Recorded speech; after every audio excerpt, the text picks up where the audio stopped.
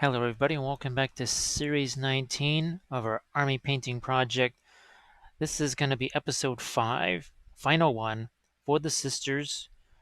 We got to do two big things and then a couple of other smaller things. Big thing is to get the gold armor done. The other big thing here is to do our wee bit of freehand like so. Conveniently, what just happened to arrive earlier today is more of these. So you've seen the quadruple zero, the Cotman. So we've had these before, but these are the triple zeros here. And you never really actually see me just kind of dive into a brand new set. So these are from Dick Blick, as I said. Let's see. Oh, okay. This is a little bit long. They do actually package these things really nicely. I guess they're made in India, that's kind of interesting. Here, let's get some of these out here if we can without having to chop through the whole container here. All right, there we go. Here's one. Again, it is a Sable. And I'm just going to hit this regular thinner right here. You can see we have a new palette working because the old one, after a certain point, you just can't save those palettes anymore, and the color was starting to get a little bit nasty. I'm just going to throw a little Payne's Gray in here. And let's see what we get.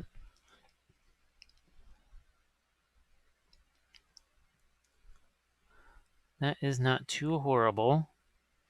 So I think we'll access this one to do some of our golds right here. Now this one was, maybe it's because the acrylic paint got in there and got down in the ferrule. I don't know, but this one was never quite the same from the start. So maybe because these are less expensive, they're going to be a little bit more inconsistent. I don't know.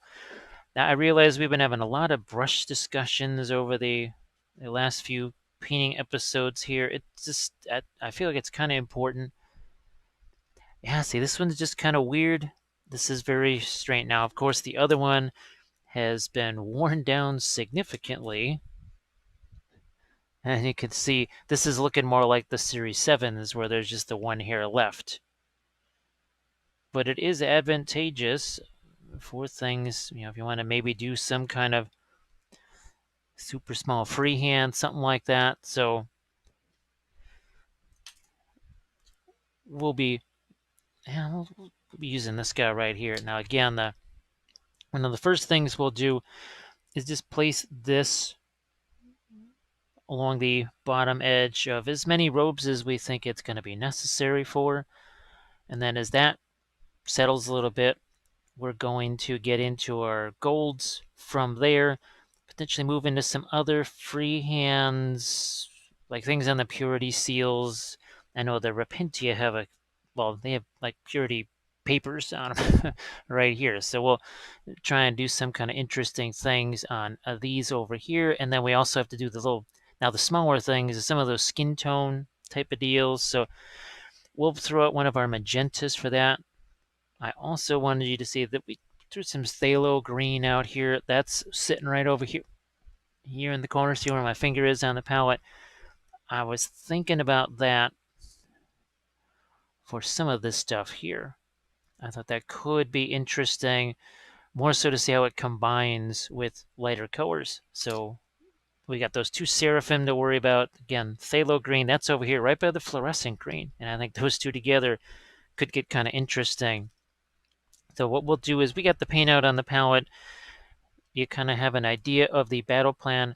So that is what we're going to do first, is hit all of these wherever we think, this one, maybe not so much. I don't know if that's really necessary there. Maybe we'll find some kind of other more subtle freehand or some kind of smaller design for that. So what we'll do is we'll be right back, setting up our freehand areas, and then that'll let us get into our golds.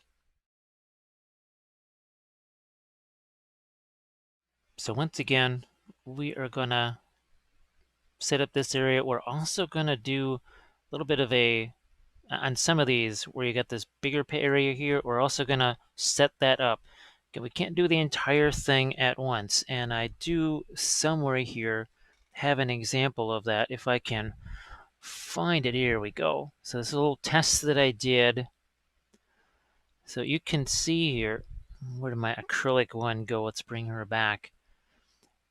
So this one over here, we just did this with the oils. That's why we still got some. It's still wet actually, so I have to be careful as I'm touching this.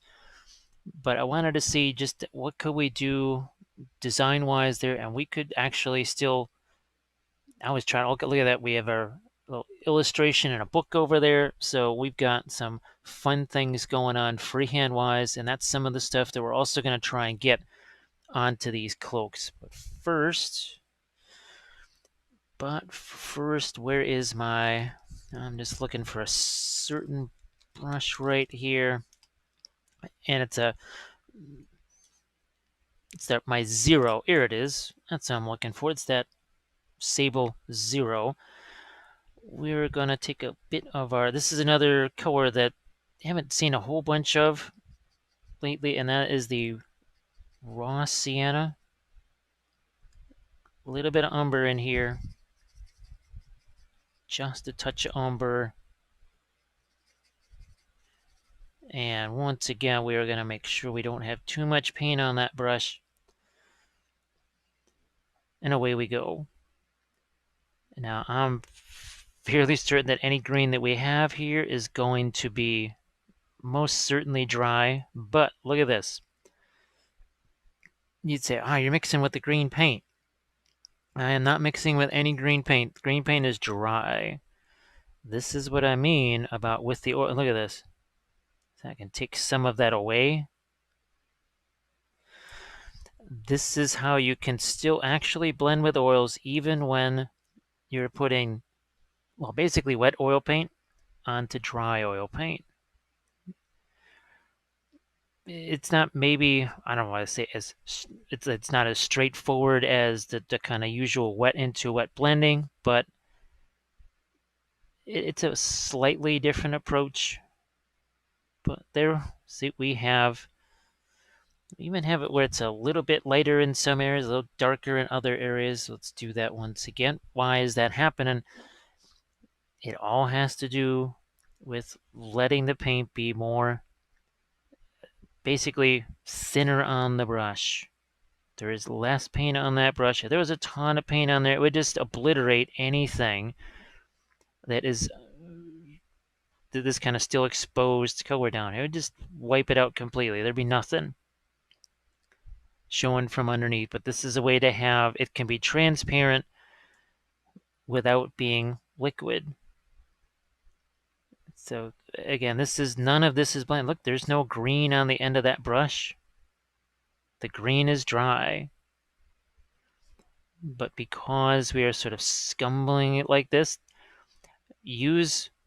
well, I don't even want to call it a disadvantage, but what's one of the things that happens a lot to people when they're using oils, especially for the first time? They end up brushing away paint. They remove paint. Well, here, that's not such a bad thing. That's I don't want to say it's what you want to have happen, but it's along that line. It's sort of like that. Okay, so I just want to make sure I've got these. Let's have you off to the side, out of the way. I'm just going to separate the ones that I don't need to do this to with the ones I still need to do this to. Yeah, we'll still do it in this one. Get less paint on that brush.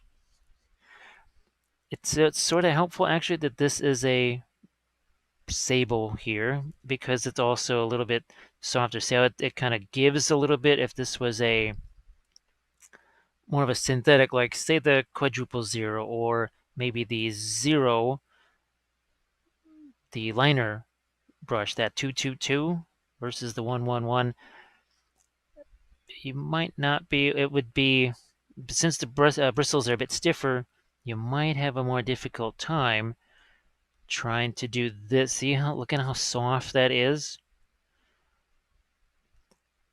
We did talk about it, I think in the last episode, that this notion that there is no there's no perfect paint, there's no perfect brush, right? To get one thing, you have to give up another thing, or to get two things, you got to give up one thing. Or I think you sense where this theme is going. You can't have everything all in one brush generally, and well, use the right paint in the right spot, the right brush in the right spot, right tool, right thing. That is not very difficult. That is not difficult at all. And we can go back in there and throw some lighter color onto that, which we will. There might even be some of our golds that get a mid-tone like this. Another reason why the raw sienna was thrown out there. I didn't put it out there initially because there was so much blending and other things going on that we were kind of getting there by default with all the green that it was mixing with. So again, what we're doing here is using whatever translucency there might be to our advantage. However, raw sienna is not really one of the more translucent colors. It's one of those earth tones. I think we're pretty well set here. And this is our last cloak. Then we've got to determine, are we going to do any of the cross shape thing, or maybe something different? Maybe even something different. But I think this is going to be our last one here. And again, this is the two big things we really have to do would be the freehand stuff and the gold armor. There will be some other things, some cleanup type things and whatever. Now those could, the reason I want to maybe separate those a bit is because we're trying to, I guess, create some kind of environment where you could say, oh, you know, I stop here. I don't need to do that extra hour of stuff or whatever. And then maybe even see what it looks like with that extra 5-10 minutes per figure. Maybe it helps you to assess, like, oh, okay, you know what? For this tournament or whatever, to me, it seems worth it to spend that extra time to do that. Or you say, you know what? Nah, this is not really going to be seen by a lot of people. So yeah, that the extra freehand stuff won't do it. What if all you did was this with a line over the top of it, maybe some kind of little words or something like that, and maybe you never did anything else. That's still more elaborate than nothing. Now, yeah, it's a couple of lines, but we've seen what just a couple of lines can do. In combination, those couple of lines can be pretty darn potent. Okay, we're going to push these off to the side. Now, let me go back here and pick out a couple here. Do those crosses on, because like I said, I don't want to bog this down completely with just all freehand. This one's going to be tricky in a way because it's got to be an angle. It has to flow with this cloak right here. So this is me sketching more than anything else, and you can see it is also thin. It almost looks like a dry brush. It has to, because if it gets too thick or if it gets too wet or whatever, I will be fighting this when I go to put the subsequent layers that have a little more detail to them. So we don't need that. But a little here, again, can go a ways. And we might even change that shape dramatically. Okay, there is one. I think we can possibly even maybe do that on here too. However, maybe something a little different. Maybe some kind of a skull theme here. Nah, nope, don't like it. Actually,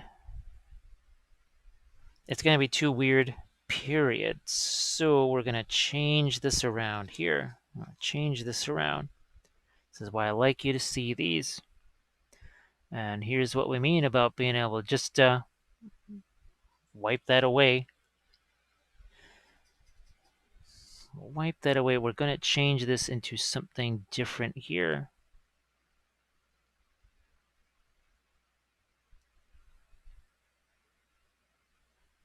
Now this will go with some kind of different design there, whatever.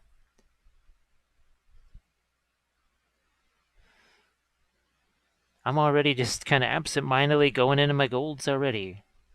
Why not? Okay, this one, yeah, we can play with this one here. Because this, I remember doing this symbol. And it was pretty darn simple. It was just a very simple skull design here.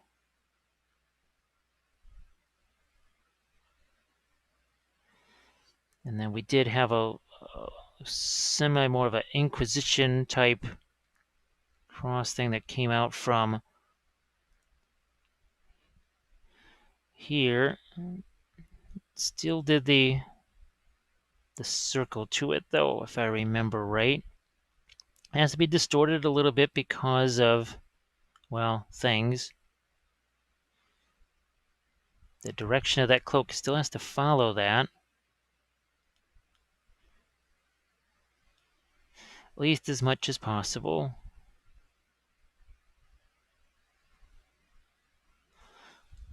Okay, any other ones? I'm thinking everywhere else, there's just, yeah, too many folds, too many whatever. Even that stuff, I don't want to mess with it. The heck with it. So I'm going to take a couple of my cadmiums here. My cadmium yellow deep. Maybe even a touch of the cadmium yellow light. Let's start to do some folds here.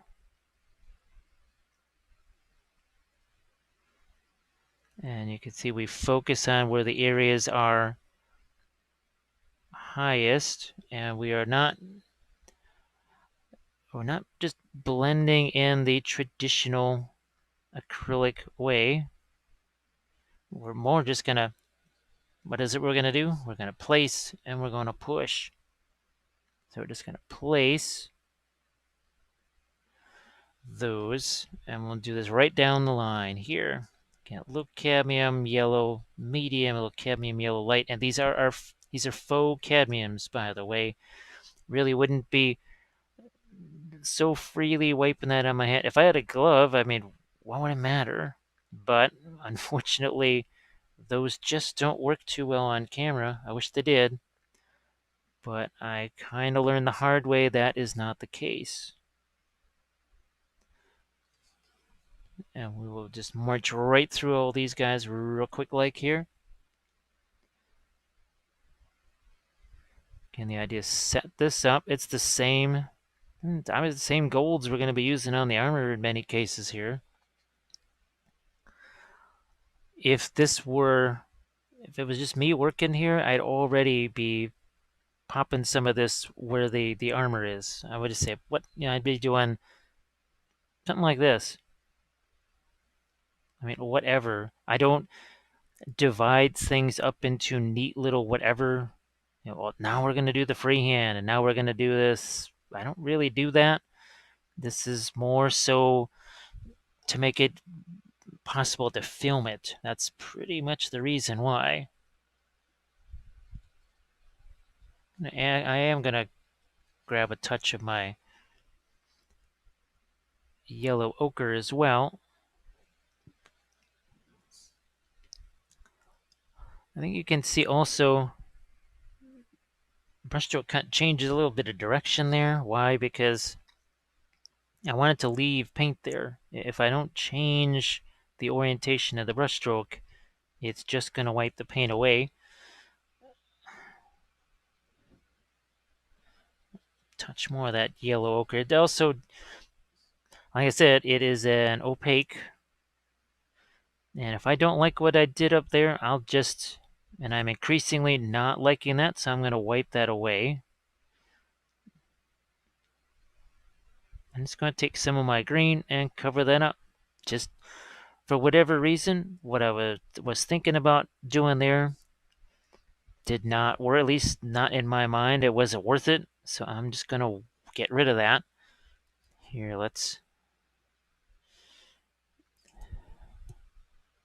Ooh, where's our green?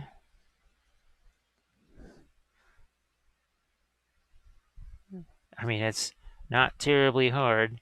So we'll just position some of our green here. We've got a touch of our indigo where the darker green is supposed to be.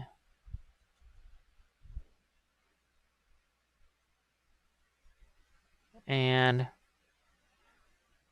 no harm, no foul, all gone.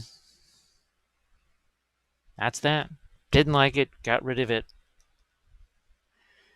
A little bit like the, oh gosh, was that the episode with those crazy pterodons? Remember those? And I must have changed the design. I must have wiped it away about half a dozen times in the space of a few minutes because I just went, no, not working. And then went, no, not working again. We'll do the same thing here. We're going to just wipe away with the paper towel, and then we shall use this to do this. And you must see how that it's easier to get a blend there, because look at all the crazy brush strokes there. That would have just kept happening. However, if I just place it there and then push it around, place and push, look at that. I'm telling you, it's the way to go. Sometimes you do have to remind yourself, though. I sometimes have to go, oh yeah.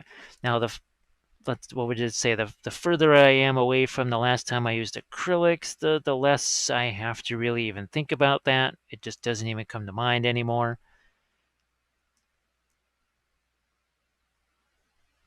Once again, just taking that, doing a nice little soft pushing around of that paint. We have another example right here. Look at all those crazy brush strokes in there.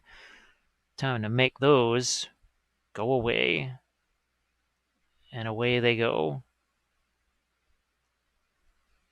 So much easier to place it.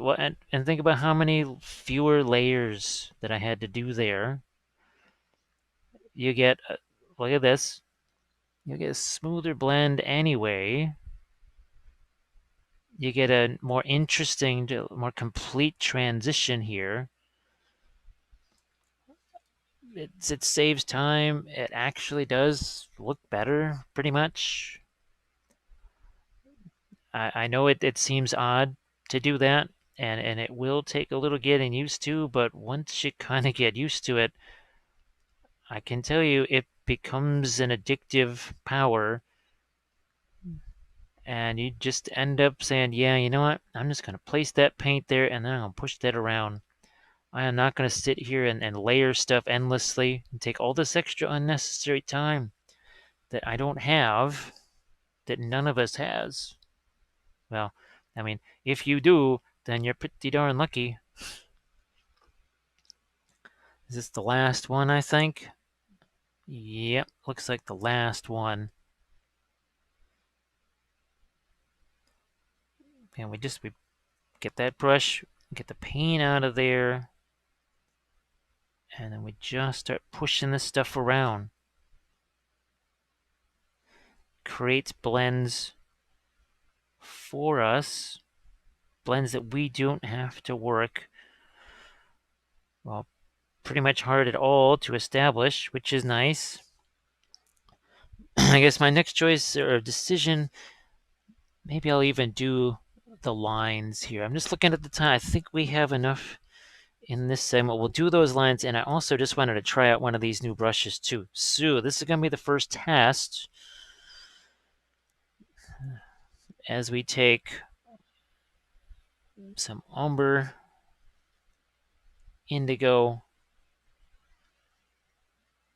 This is that brand new brush. I haven't used it at all yet. We're going to see what happens with it. You will see it live for the first time.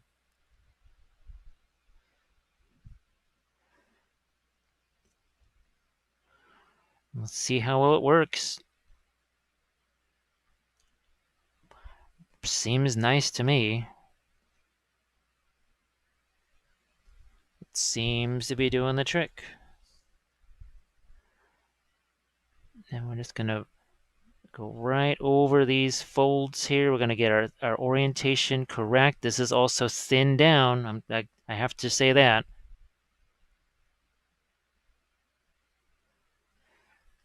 That's what's gonna make this paint float. You have to have it thinned down.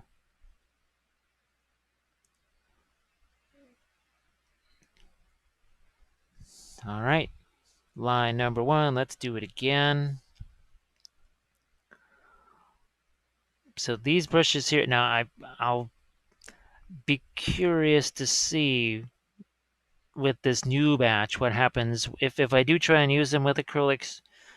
I will let you know if it still kind of did that crazy expansion thing where it just kind of turns into SpongeBob. With the oils, as you can see, it doesn't soak up the oils and expand it like water does. Very different thing.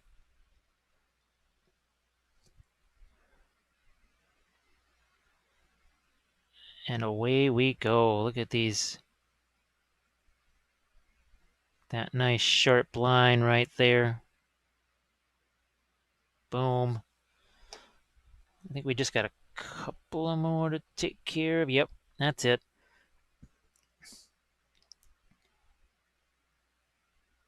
And then from here, we move on to our golds. And I think what we'll actually do is potentially continue with this darker,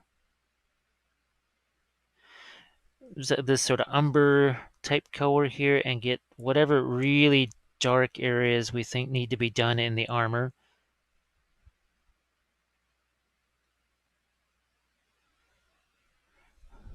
This is the last one here. We'll do that lighter line edit when we're doing our lighter golds. And here it is. Look at that nice, neat line there. Tell me, this is easier with the oils. I can say I did not think it ever would be. I thought it would always be more difficult with the oils, if not impossible. My first thought was that, well, you would do stuff like the cloak, right, with the oils because you want to blend all these big areas and everything else, but the detailed stuff like the freehand, oh, you're gonna do that with acrylic. And I did. And then there was just one point, I don't know if I just didn't have any choice or whatever it was. I just went ahead and did it with the oils. And I went, oh, okay. It can be a little tricky at first, the first time doing it. But it is possible. Okay, so we've got ourselves pretty well set up for our little freehand that's going to march across there. So in our next little batch here, what we'll do is, and what do I mean by darker? Like here, maybe there's some darker things that have to happen in the golds.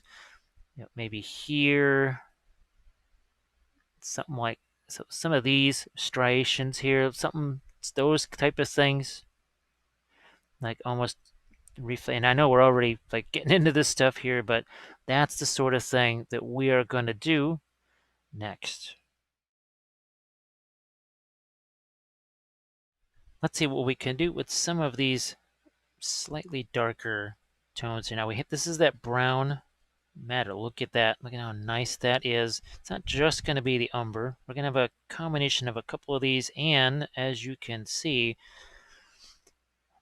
they are not necessarily super opaque, or almost. Look at that. Does that not look like a bit of a glaze right there? You can do this over wet oils. It's possible. However, over oils that have dried, works like a charm. So there's like I said, don't be. I know people. I guess maybe they get the impression that it's all or nothing. It has to be all wet blended all in one sitting, or forget it. There's no reason to do it. And in many ways, I kind of had the same thought. It was the same thought for me, and then I realized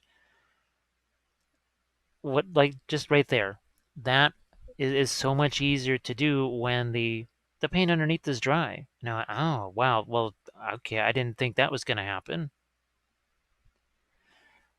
And then it actually, well, look at this. I mean, I just absent-mindedly did that. Look, I can take a little bit of that away, and I could even just do a little of that. Where's my looking for my other blending brush here? Let's say I want to just darken that down.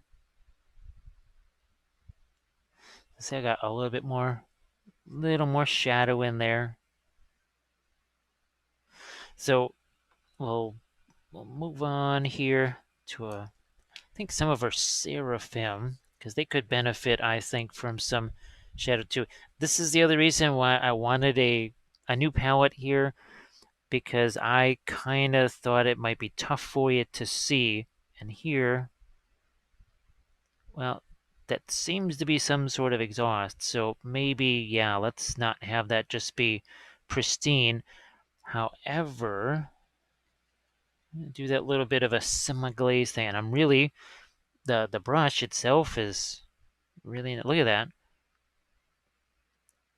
You see how it, in some ways, it's more like applying an acrylic paint. However, if I wanted to, I could wet blend this now with a color that I put on later, or I could just sort of remove some of it. Look at this. Look at that. It's kind of like we're using acrylics in a way here, but remember, we can do this. I can go after that little. This is why we don't get the. That's why I say no watermarks with the oils, because, well, why would there be? Here's another example. Okay, we got this. There's a line right there, but good luck doing this with your acrylic wash. Right, just move that all around. Here's another example of it here. Yeah, look at what we're doing. This is, to me, what makes the oils more flexible than I ever thought they could be. I did think this is the thing that they did. All right, and once they're out of this whatever, then okay, then they just lost their purpose, and I'll just go with acrylics. And I realized, there is much more that they can do. I just kind of had to see it. I had to experience it. Here's another. Look at how transparent that is now. Of course. Oh, look at this. That's a very nice little transparent color there. The the brown matter is very helpful in that, because there is a touch of translucency to it. Oh, look at this. See, that is wet oil over dry oil, and it is allowing me to do some fun, not really a wet into wet blend, but it is kind of I mean, it's kind of wet, right? It is wet oil paint that we are pushing around here.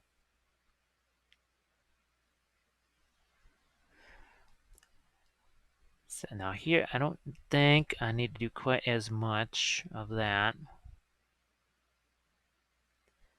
That's going to be a case where we almost need to get more in the way of light on there. We're also going to, I'm going to do a little bit of this over the gloves too. Not that those are really dry. I have to kind of be a little bit careful on that. Heck, even that purity seal, I'm going to give it a little bit of some staining there in some areas. And once again, we are going to do that. See how that's a kind of a bit of a soft glaze. Where did I keep misplacing that one? There it is. So see this right here. Okay, how we just See what that just is? Let's soften that out. These are things that I've just they're recent. I mean, I want to say just in the 2 weeks prior to filming this, that's how new these particular discoveries are. So if you haven't seen them in previous videos, it wasn't not something I was hiding from you. It was hiding from me. I did not know about, well, this. So this also answers, and well, you'll probably hear me say this in other videos now. When people say, well, what should you start with, oils or acrylics? And I always try to say that the things that you learn with acrylics are obviously transferable to oils. And this reinforces that, I think. I really think this reinforces that idea that, yeah, okay, you did that with acrylics, but guess what? With a slightly different thought process and approach, you can do a similar thing with the oils. Exactly the same, maybe not. Similar enough. Close enough. See, like now there, we had a bit of an accident that turned into a bit of whatever. Just wipe it away. You saw how the one freehand thing, it just kind of went sideways, and then it went away. It was gone. I said, nope, no, we don't like you.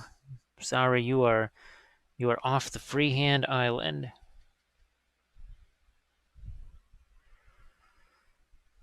Now what's gonna happen here? Wow, that's a unique thing where the fire is just kind of going straight up to center of that.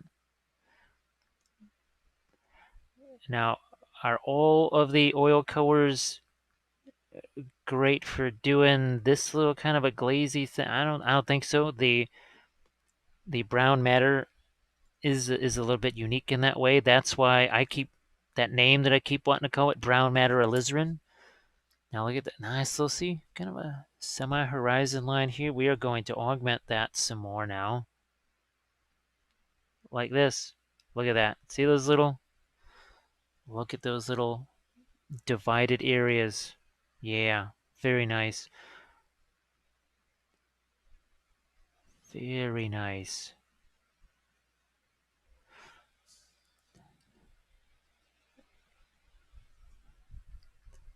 You could do some of these glazy things with those more opaques like umbers and such, but see, colors like this just lend themselves. Look at how controlled this is. This is looking a lot more like maybe something you are familiar with your acrylics. However, you don't have to worry about watermarks. So again, that is more of an acrylic type of thing, but with an added bonus of being able to do this.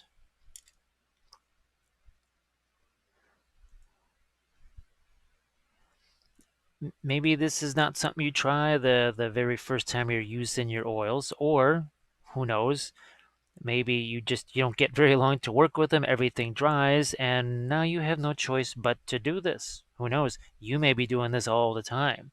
You may find yourself glazing like crazy with oils, and maybe doing very little of the sort of wet blending. You might find yourself doing this way more. Actually, I might find myself doing this way more, and not just, oh, have it kind of forced on me, like, oh well, yeah, I had to go here, whatever, it dried. I am going to potentially set this up on purpose more often because I kind of like this. As much as I like the classical, in the classical sense of the word, wet blending, I am enjoying it like this. I mean, why, if you have been working with acrylics for years, oh, look at this, right over the pouch there. There is, maybe there's a certain amount of impression in people's minds that, you know, when you do the oils now, acrylics just go away and you throw away all your acrylic paints. I'm not quite sure where people are getting that impression from, or maybe that's just because I don't know how many people I've heard kind of almost just sort of say that. I was like, well, yeah, I thought basically I would just not use my acrylics anymore. I said, well, why? How long have you been using those? Why would you just suddenly abandon those? There's certainly nothing wrong with using them, and some of the ideas that go with them. So here, look at this. What am I going to do? I'm going to take this. We're going to get even in this. I don't want to do it too much with the brand new brush, but yeah, look at that. To me, this is now becoming rapidly all of the, what would you say, the positive pluses about what you can do with acrylics without the disadvantages, but you're attacking on the oil advantages, which, I mean, it is win across the board as far as I'm concerned. Maybe others don't see it that way. That's how I kind of see it, though. I'm just seeing nothing but win right here. Cue the song. Okay, we never really did get this book over here. Just gonna throw some stuff on that. Now, this is going to be a nice area here for our, just a little bit of cadmium red in there. Let me see, because we definitely need some kind of shadow type thing here. So we're gonna do this, and all the paint that I'm going over here is dry. And this is all most definitely dry. Set you aside. I'm just going to take this one as a blending brush here. And I'm going to scumble away at that edge. We'll turn it around and we'll do the same on the other side. All I can say is that I see more and more possibilities with the oils, more potential, more things you can do with them that I sincerely did not think possible. Now I could do this with a greenish glaze too. I could take the phthalo green. Well, speaking of which, that's you're going to see that. That's gonna in those a couple of areas, right? The plasma glow, and on the there was your pistol and that power sword there. I wanted to see if we couldn't do with phthalo green a color that is, I mean, talk about something that is naturally transparent. That would be phthalo green. Okay, so we have established those darks. I am also considering maybe some stronger darks in a couple of these folds. So we just did that. We're going to grab our 0 over here. Now we'll go the other way. So now this is the opposite of what we were just doing, but look at that. See how quickly that gave us some rich, deep shadows in there. However, I did wait, right? I did wait just a bit, just a little bit to get back into some of these darker areas. Was it very long? 15 minutes, maybe? But that seems to be more than enough time to, instead of kind of sloshing paint or tearing paint away, I'm able to blend this. Again, I gotta make sure that brush is clean. And now I feel like I got some decent shadows in there. Just was feeling a little bit like, we need some more shadow there.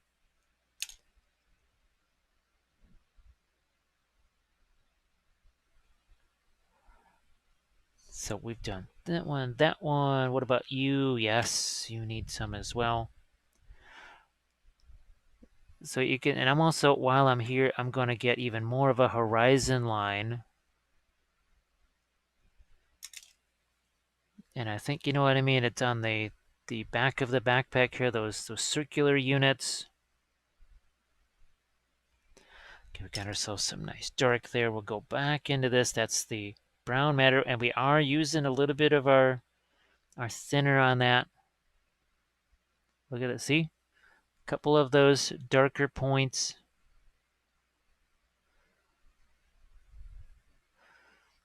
What we're going to do in our next little segment is we'll work with some midtones then on our gold. We've been doing a lot of the darker stuff and everything else. Some of the midtones could involve greens, like reflected light under here. So it's a broad spectrum. What kind of counts as a midtone? All right, so here, look, there's a whole lot of nothing going on as far as I'm concerned. I want to make something. And you can see how we're just kind of scumbling this here. We're going to do the same to that we just chucked over there. Part of it is I want that to also be darker around where that is. You know what? Actually, no, we're gonna switch this here. You know, actually, I have a few more minutes yet in this segment. We're gonna switch gears. We're talking about glazing. Let's just do all the glaze, or at least as much as we can in one go here. So this is some of our Sable green. We have it mixed with a touch of our also quite translucent fluorescent green. I want to see what happens here. Ah, look at this. Yeah. I was hoping this is what I would see right here. Let's compare this one on the right side. Some nice, some dark, and then here it's too much light. And once again, we benefit from the fact that it just happened to also dry. Yep. That's much more what I was hoping to see. And I'm gonna get this paint out of the brush here so that this can also be used to manage that. So look at, see, and I could do even more there if I wanted to, but we have an instance once again. What was the disadvantage of these two colors is that they're super translucent, like massively translucent. So we make them even more of a liquid. We turn them into a glaze. But it's not a super watery glaze. Think of this more like the contrast paints. Now you know why I've been starting to refer to the contrast paints as a transitional material. If you want to do some almost oil painting type things, but with acrylics, imagine that this is either that warp lightning green or potentially something like, what is it, the other one, Killian green? Yeah, something like that. So what I'm going to do is I'm going to get a couple more of these in here, and then we'll grab our other Seraphim, and we'll give a little comparison here. What do these look like in comparison to? And to me, there's no comparison shape-wise here. This a whole ton more shape. Where'd you go? So look at the two. Yeah. See this one here, you can see this one, it just kind of, it's like blah around the edges. This has so much, the other one's got so much more going on. It took two colors that have disadvantages, well, a disadvantage in that they are massively translucent, and then we turn that into an advantage for ourselves. And I'm really starting to see, oh, see this, maybe this is the most effective way to, especially to approach it thing like with the green. This might be the most effective way. This is really nothing new either, because I've done this exact same thing with the fluorescents when I've gotten frustrated trying to lighten them, and I just said, the heck with it. I'm just going to take white, I'm going to paint it there, and then I'm just going to go over the top of it with some essentially darker glazes. That's what I'm doing here. And to me, it seems so much more effective because I'm not just getting things darker. That's part of the goal. The other goal is to make it darker, but also have lots of intensity in it. And now I feel like I have some of that intensity in there. So once again, I think we've made another, well, the discovery had kind of already been made, but now to really see it in action here and to show it to you guys, very important. This is why I always say at the end of these episodes, thanks for supporting these, because I just don't know if I would really make this kind of connection, right? Because I would just be using one medium. There would be no reason for me to try and use multiple things like the contrast paints. I never ever would have gotten those or used them. But to try and have some videos for here and show people maybe new ways to think about them. Look at this now. Plasma stuff here. Is it going to be possible? Oh, if I had phthalo blue, that would... I don't want to get the phthalo blue out on the palette, so I'm just going to take my phthalo green here. I will mix it with the cobalt blue. That's actually that is actually my typical sort of plasma shadowy color there. So that's all good. That is all good. I will hit this with a little bit of a... This is that glaze here. Again, hey, stuff dries. Don't keep that sad face forever, because I think you can do some special things here. Once again, we'll just hit that with some of the... Ooh, let's, yeah. Because look what happens now when we kind of turn this around and we start going opaque with it. Oh, look at that. Look at this. Look at that. Another advantage oils, because you couldn't do the glaze with acrylics like that and then go back in here and use... Is it really all that different from the typical pre-glaze that we sometimes do? It's not all that different.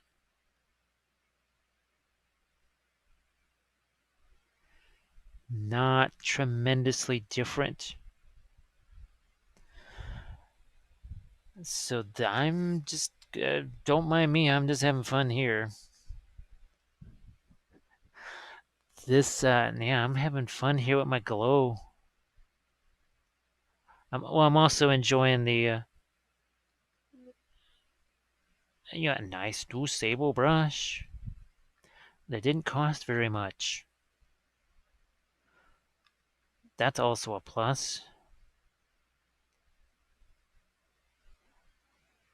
Okay, let's get our fleur-de-lis here. Let's also hit some of our armor here. So yet another new fun discovery made. Very cool. All right. Well, now we'll move on to those more kind of mid-tone type golds that we were talking about before on our armor, and potentially even some of the war gear too, because there's other areas that might need some of that. Here, this is just going to get a little bit of our bluish color. We got plenty of green, a little bit of our blue there. All right, that takes care of that. So we're going to be right back again with some of our midtones and such. Maybe a couple of highlights here and there too, just if they need to be set in. So we're going to do that next. We're going to start to work in the lighter areas of our golds here for sure. Some of it's going to be midtones. Some of it might almost be darn near a highlight, I guess. We've got plenty of yellows. That I guess that's the thing, is it will be important to kind of shift back and forth between something like this. So you get your almost like a lemon yellow here versus a light that looks more like this. So you can see we got two. This is more of a tan here. So we have a couple of different type of light. Then we've even got our raw sienna over here. We have several different things we're going to throw. There is not necessarily a complete rhyme or reason to that. We also want to have some of our green over here. What's the green there for? That is for some of our reflected light. Remember the green marble floor, the green armor, and that would be, well, down here. So let's just start with some of the potentially reflected light here. Let's just get into that straight away. Why don't we? I mean, this is facing down here. What is it facing down towards? It's facing down towards the green cloth. Here, not quite so much. Here it is. So that already starts to, it doesn't just make it lighter, it also gives us a different color there. Very important.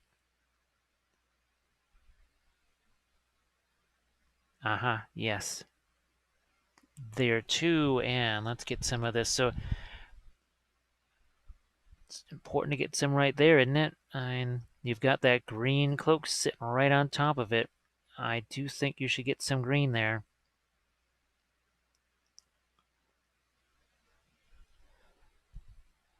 And we're just going to move on along here. We got to do this. We don't want to just get locked into just one. We want to keep this line moving. You can see here we already have a decent amount of green reflected there on your Storm Bolter magazines.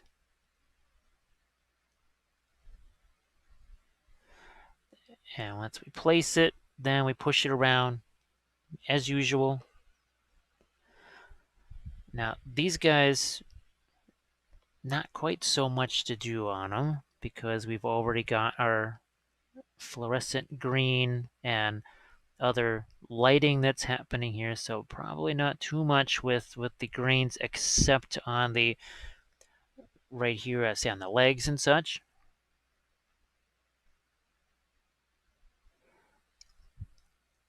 Oh, like say here. Maybe even a touch over there.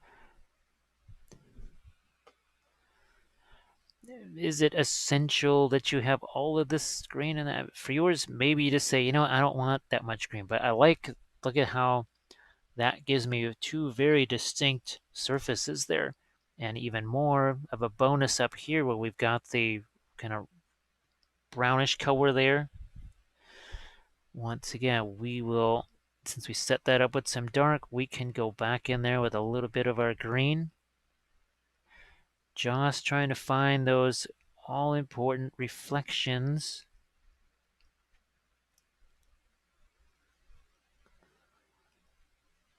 But just, yeah, a couple here. A couple of there, and just about does it. We'll just keep moving on. This is thinned down somewhat, I can say that. Definitely thinned down. Helps it to flow pretty well.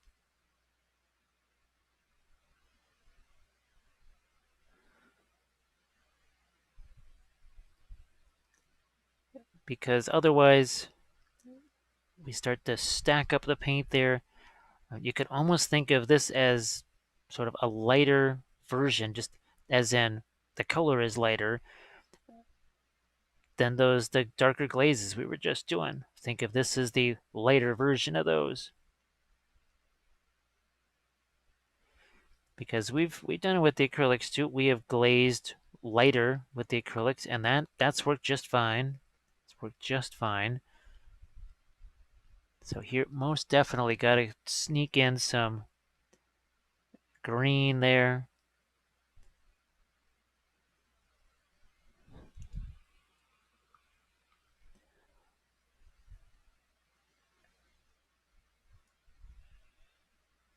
Like so. And then into our armor.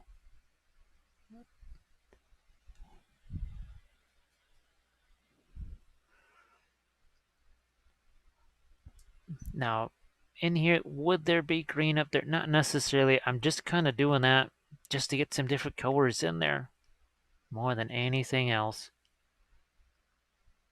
But here, having that sort of green on the underside there is just, it's a handy way of having it be something that's, oh look, we're just going to have that same somewhat lighter color of gold again. Or yellow, or raw sienna, or cadmium yellow deep.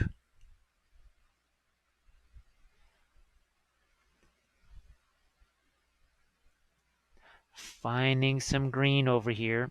And now this is another where you really have to get some. Unfortunately, I have to turn this so that I can see it, but I want you to see. So we've kind of preserved some of our darker lines there, but now we've got that green that has worked its way in there.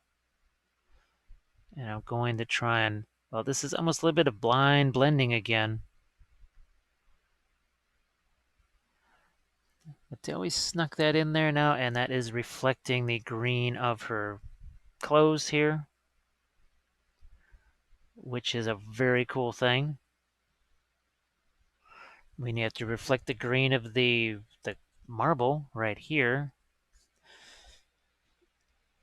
Now I also got to make sure this does not get too light. So here's that same reflection there on the shoes.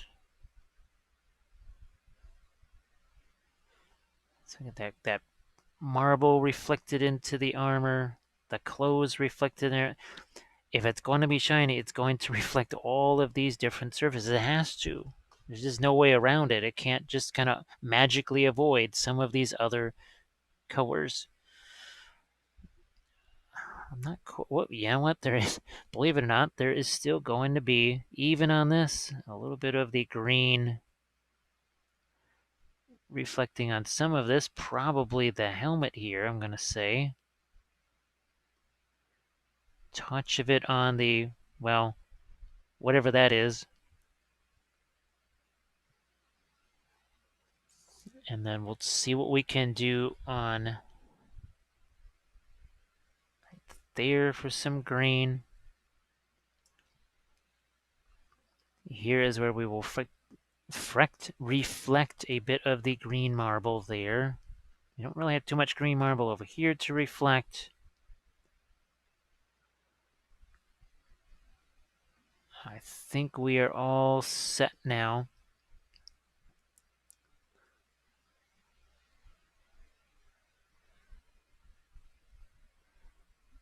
We'll just chuck a little bit of greenishness in there. I don't know. There's an awful lot of red going on, and I think we need to separate that just a little. All right, there. And what I'm going to do is, I don't want to say jump ahead, but this is a unique one here. We got a lot of different stuff going on, so let's just take this one on here. Because another reason why we do these is because, or I don't just do 9 of the exact same sisters, because we want to see how do we take disparate poses or figure and just try to make them be more unified. That's something we'll try here. We'll try that right now. And you can see now I've got my lemon yellow that's starting to work into here. Maybe start to think about a couple of highlights. I think because this one's just so different from some of the other ones, I thought, well, let's just carry this one through here.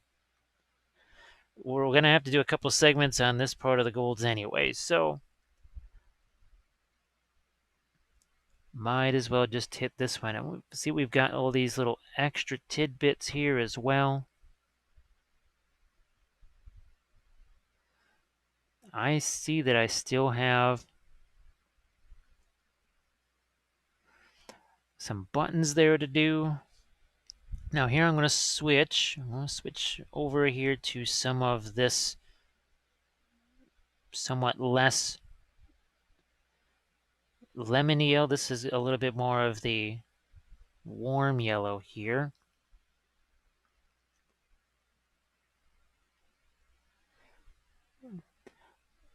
And you can see we will place some of this, always thinking about those lines, right? The vertical lines or the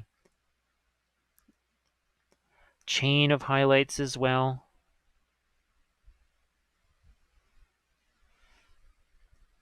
And we always have our blending brush handy.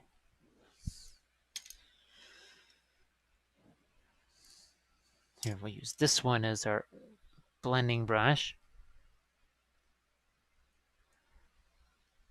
And you see how we got like these bunch of little brush strokes and lines? Well, guess what? Now they're blended. There are some hard edges. See, we don't blend away the edge completely. We blend away part of the hard edge. Let's go over here to something even a bit lighter.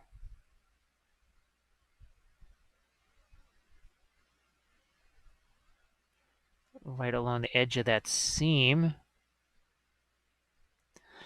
So see what we've got going there now? It's this light, dark, a whole bunch of, I don't want to say successive layers of highlight, shadow, whatever, but I think hopefully you get what I mean with that.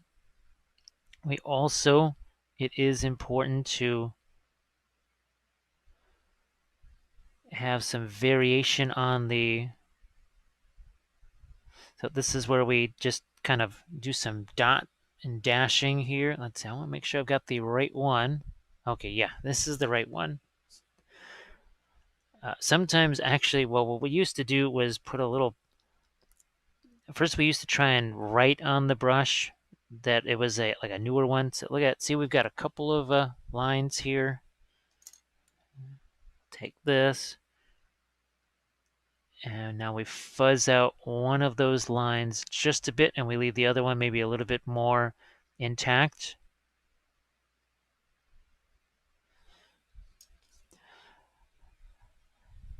But we would try and, I don't know, identify that it was a newer brush. I would try taking a marker and put a certain color on there. Eventually, I think it just was like a piece of tape or something.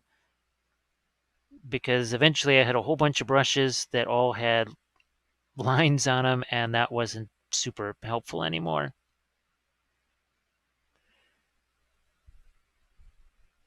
I don't, you might even be able to see some of that in those old painting pyramid videos. Look for brushes that have like red lines on the ends of the handles of the brush. Then you'll know that was a brush. Well, if I was using it for some of those glazing things, well, then you know it was one of those brushes that just kind of had served its purpose as a regular brush. A fine brush like this one will eventually kind of meet its doom and become more of a blending brush. It'll be a sad day, but every brush, it happens to all the brushes. Now we will go in here with, again, that's some of our lemon yellow here. We haven't even hit titanium white yet. Haven't even hit it yet.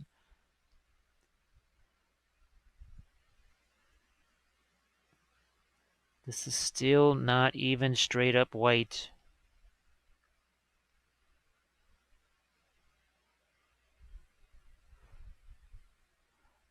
Let's see what we can do on this helmet here. I still have to figure out, okay, how much of the flame is actually gonna hit that.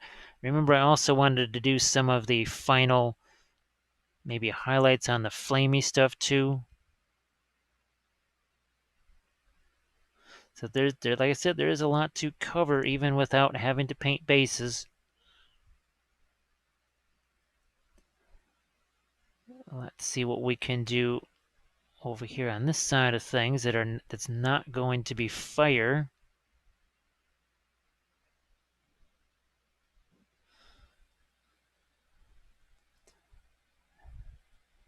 I'm gonna see what I can do here. So this is just the cadmium yellow, cadmium red, perhaps even a little bit of the lighter cadmium yellow here. Don't necessarily need for that to be fluorescent, but I do need it to be on the lighter side. And that might just be enough. And I think that's pretty much going to do it.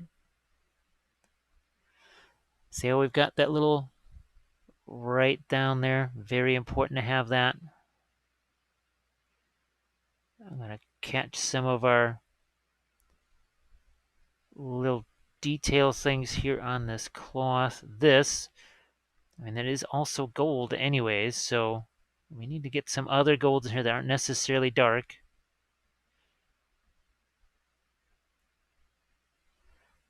That's kind of why I took this one for a little separate run right here, because there's just so many other different things happening with this because of all of the bazillion different light sources.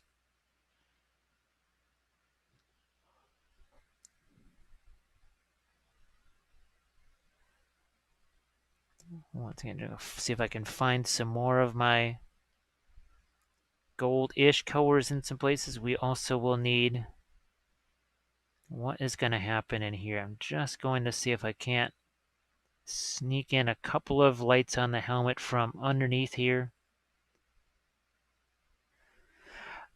Not necessarily firelit, that's for sure.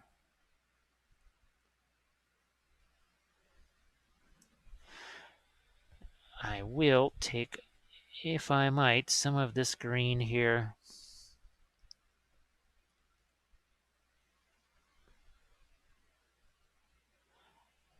Just hit that a couple of times here with something that's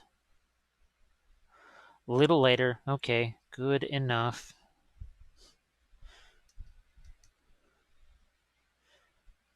Back to some brighter lights here.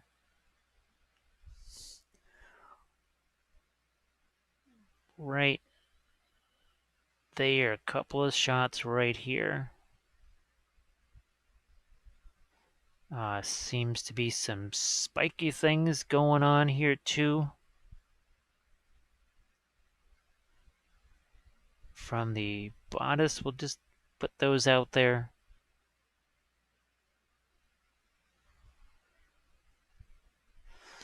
Okay, and now just a couple of more shots of our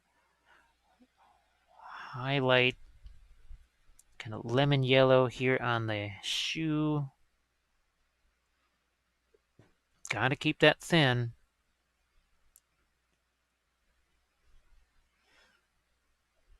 Okay, there we go. Now I am going to head over here to these, and we'll make sure that they've got some gold colors here, because we're missing out on a little of the golds that got kind of grayish there. So say I didn't carry it all the way down, I just put it in a little area. Now we're going to hit these guys. Whatever her, I think that's just what's left of her armor there. Everything else pretty much taken away. I guess that is the shame there, that their armor is kind of broken up and taken away, but some of it left behind.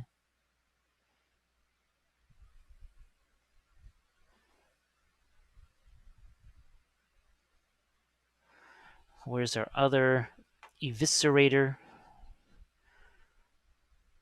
So this is where I'll try and find a use for this nice warm cadmium yellow deep, because we have plenty of, we got enough greens into this, no doubt about that. You can see we got plenty of greens over on this side, but we got to get some, if we want these to be something that's not just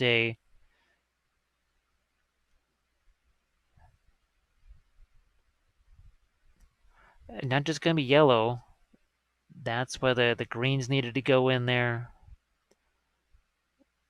And again, if this looks like our lightest color, well, we're nowhere near any kind of a white yet, so that means we can do some nice highlighting still. So once again, the eviscerator here, that's kind of just a white there. We don't want just a white. We wanted that to have some sort of a goldish hint, and then I'm going to go into some of that Terra Rosa and really make it almost kind of a, say it's kind of a transparent there. This is the other thing that the Terra Rosa can do. It's kind of like a Swiss Army paint. It can do so many different things.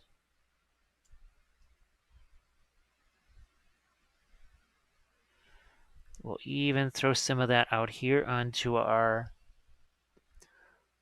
oh, whatever these are. I'm not quite sure. I just don't quite know. I don't really have time to read up on any new type of lore or anything like that. Or war gear for that matter.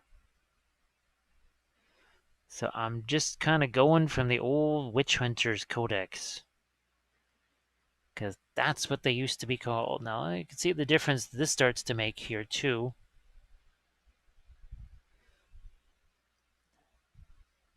We get a little more pizzazz down here on some of the chains. You know, up here, this is so minute. We're just kind of taking the side of the brush here and just moving that along. It's the same exact thing you do with acrylics pretty much, at least in this situation probably. We'll get some more of our highlights, especially up here, and maybe a little less as it gets down towards the ground here.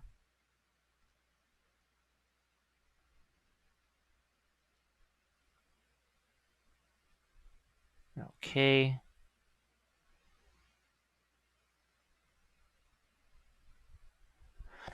I will get a couple of my brighter highlights going here and here too.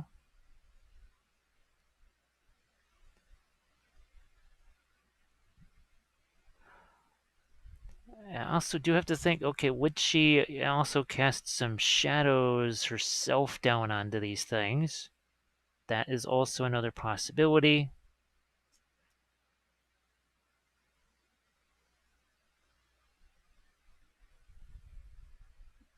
Maybe here these gauntlets or whatever these remains of her armor, maybe that's not so shiny anymore. So something else I should probably consider too.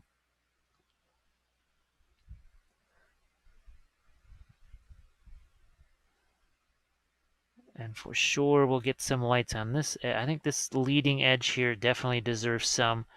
See, on the underside here though, not as much with the highlights. It just doesn't make sense.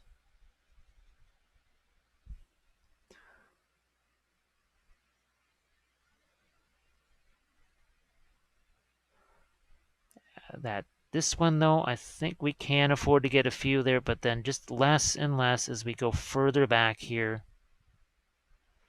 It's not like you really want to be drawing the eye there anyways.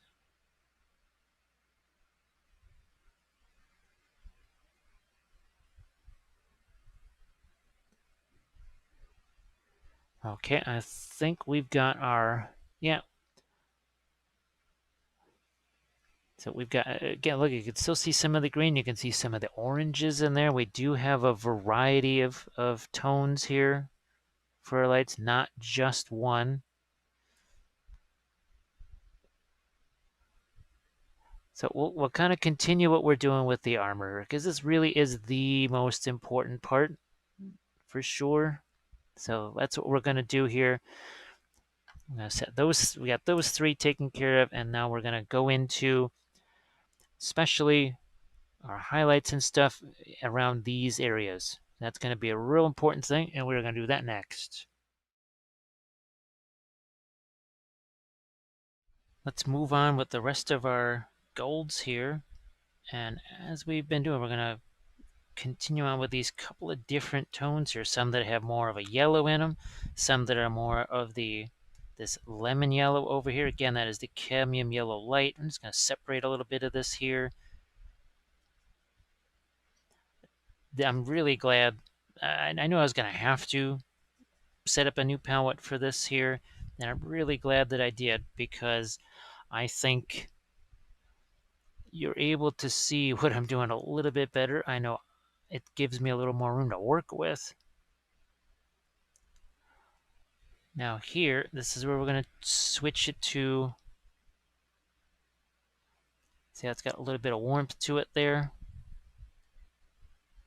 Let's get this up into that fleur-de-lis and then around here. Then it sort of stops, and then we go back in again. So you can see we've got kind of a light and then a dark, and then we're going to take some more of our light here and emphasize that even more. We've got a couple of our rivets or whatever those are. Can you see? Yeah, I can see what I'm doing here. This is where we're going to try and work on a bit of a horizon line. And we've got ourselves a couple of skulls that are inset into this here. Stuff like the wings here on the Inquisition symbol, that for the most part was done with a little bit of our, actually I did that with some of the cobalt violet, but I mean that's not really a color that I would expect you to buy, so we'll just do it with something like the cobalt, even just the indigo blue and the red mixed together could give us a decent enough impression of that. So that's, again, that's broken up. That is not one solid, not just one solid area. And here, remember we put the dark there earlier. Now we can sort of take advantage of that, because when we get into our something like this, we should anyway have a nice little difference between these two. We're going to do a nice little center line here, there. So that comes out pretty dramatically.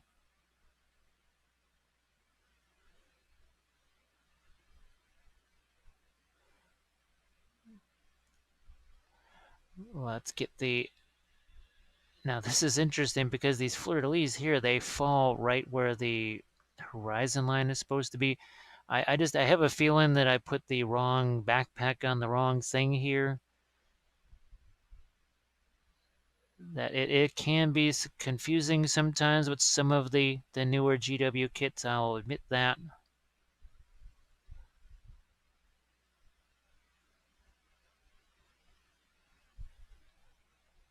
Of course, when I was assembling these, it was a little different story. I don't actually. I wasn't even at my own. I was at my. Wasn't even my own house when I was assembling these, so I can understand now that I recall. No wonder I might have misplaced a few parts or mispositioned a few parts. I guess maybe is the better word.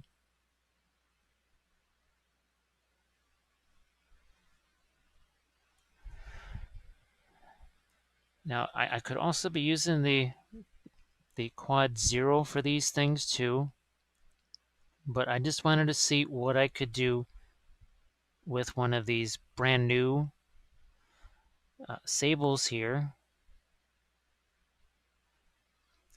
For this, I have to say it's not quite, I guess, as easy to work with it for this type of stuff as it was. Just to make sure I'm not actually hitting that wet stuff there as it was on the glazing part of things.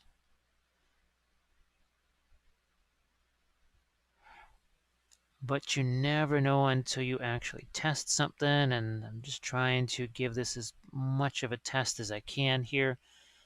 So you can see we've been able to chuck in some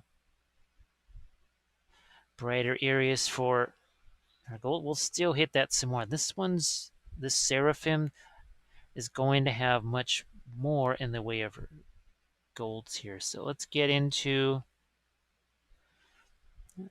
some of this warmer color. I don't want to be too warm up here because, well, we've got the fiery glow down here. So let's not kind of take away from that. I am, however, there's just, yeah, a little bit here needs to be even like the eye. That's almost kind of like a white color there. I'm also going to now move over to more of this lemon yellow type of stuff here. Thinking about this horizon line here, and it's a faux horizon line. It's not really there. I do remember there was oh gosh, it was one of the Land Raiders that had it was a Grey Knight Land Raider with the incinerator type things on it. I forget what that was called, but I actually did sort of have a landscape reflected because it was such a huge open flat piece, and I actually reflected like an entire land. You could see burning buildings in it. Uh, I have seen on figures of this scale, now it's been a while since I've seen it done, but they actually did reflect an entire scene, and it was just like a Dark Eldar figure, something very, shall we say, minimal armor, and they still managed to squeeze all that stuff on there. And we're just see. Look at this. We're gonna take a couple of our. See those lights? Sneak those in.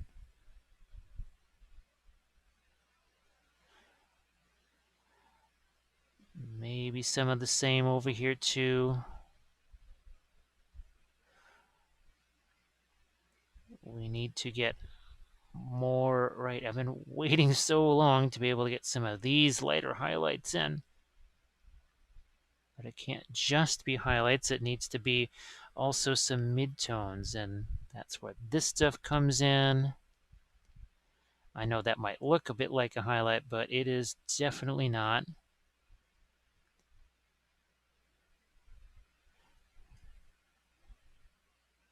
I'm just going to get some lights working here.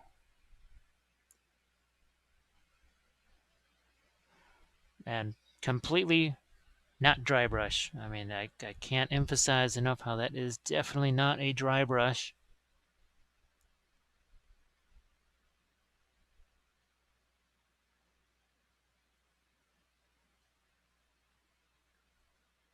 So once we've gotten through as much of this gold as we can, we work our way back through some highlight stuff.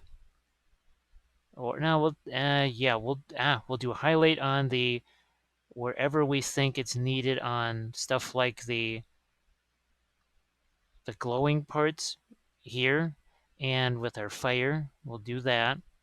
And I think the last thing we'll do is our freehand, because that will give those areas that we painted the maximum amount of time to, like, it's not necessarily dry, but to just firm up a bit.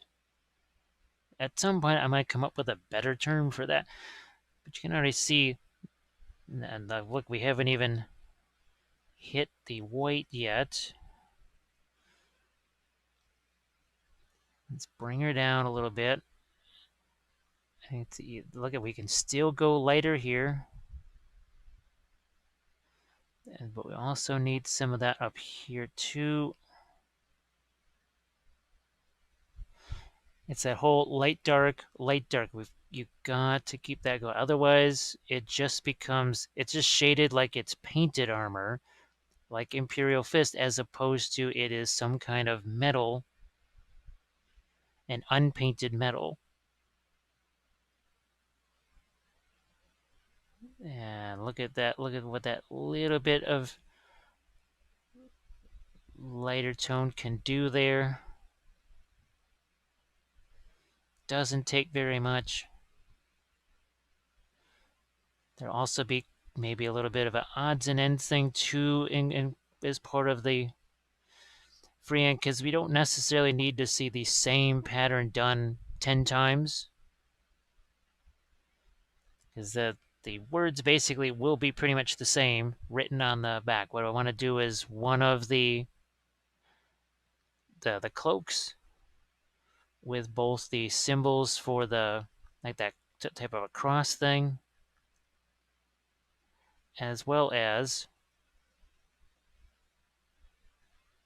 the words written across the bottom. Now here, this is where it gets interesting, because we are going to go back into some, see, that's not very much of it. That's almost like a, look at that, it's kind of like a dirty tan color there. Trying to find as many different contrasts as possible here. So we've got, see that, that's just one long line. We're gonna just take away some of that line in that one area.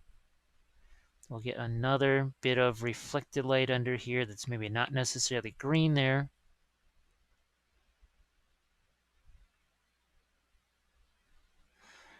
We also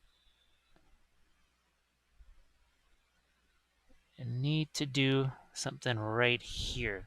There's just, I need something different here, and that is going to be, I think, this. It just wasn't doing quite what I wanted it to.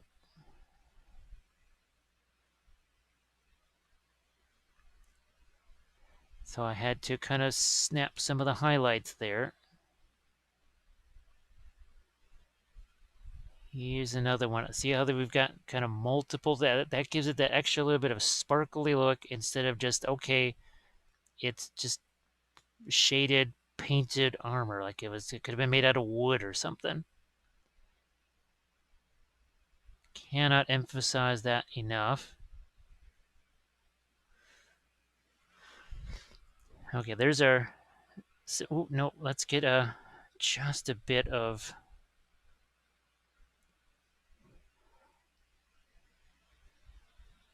that's it. Okay, I was hoping to get kind of another broken up highlight right there, and I think that just did it. So we've got this one here. Let's go after some of the shoulder pad things here. We'll start out with some of our yellow ochre here.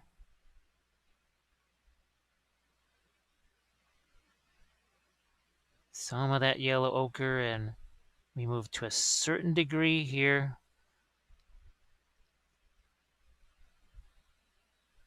As well as that area, and then, yeah, I think I will just hit a little bit of this. It's a bit more of an underlighting. Now, let's go right here with some.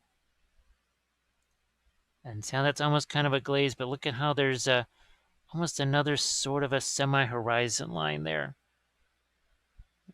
Now back to my kind of a yellow color here, a bright yellow.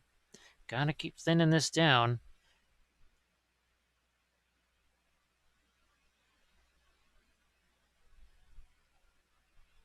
Okay, let's really get these. This is one of the most important bits here. See how that kind of swings around? That sort of fisheye lens effect. And let's get our... I really hate these lines here because, of course, there's a giant mold line running through those. Of course, there's a giant mold line running right through those.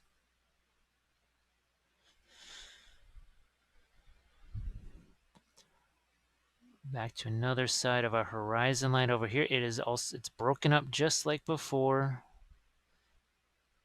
And then we'll sort of hit that edge. If it's too much, I can always go back in with some darker color and take some of that away. We're also going to get that shoulder work in here.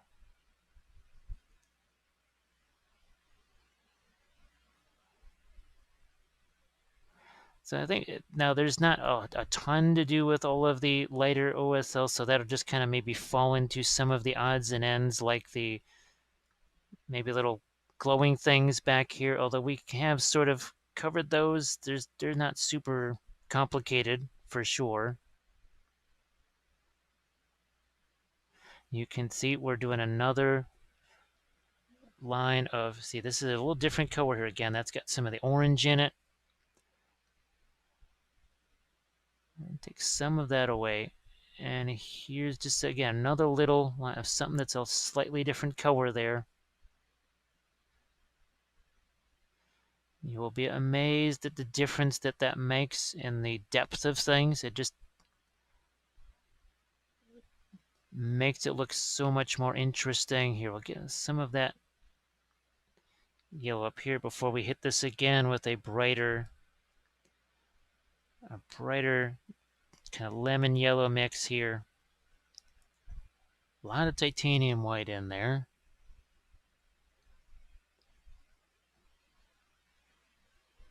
Just looking to catch the edge of the shoulder pad here.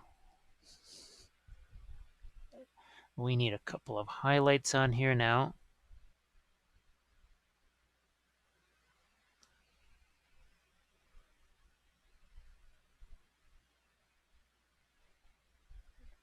These little crazy things off to the side here, maybe vents or whatever they're supposed to be. Never really was clearly defined on the other ones, and not necessarily clearly defined on these either.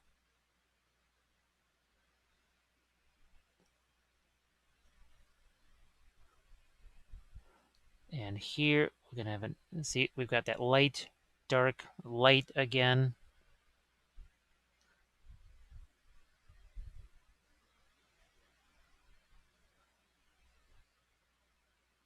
Now the eye symbol there, your Inquisition symbol, this is also going to be some of the more of an orange color, I think. Give it just somewhat of a gold look, I suppose. Because remember, this kind of stuff, we wanted it to be more of a purple. So let's do that while we're thinking about it here. And by purple, I mean imperceptibly purple. So we're going to take some of our white all the way down here. We'll just take a cerulean blue. Heck, even this might be, I'll just throw a little bit of that red. It's a touch of that cadmium red.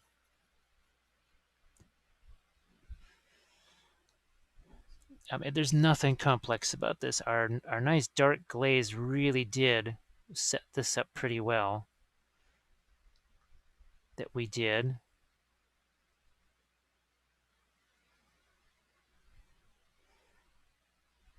See that not a huge problem there. And I might just hit some parts of these feathers with some of the white. I'm even going to take some of this and use that on my gold areas too. Maybe even as a little bit of a reflected light color. So again, it takes it away from just the strip. Sorry, that kind of wandered off camera there.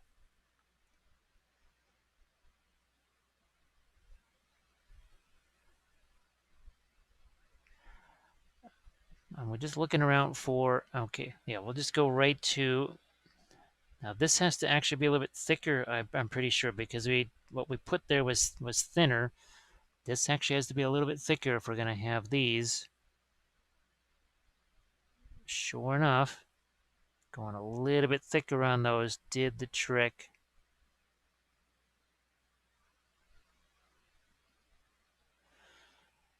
Yep, that does it.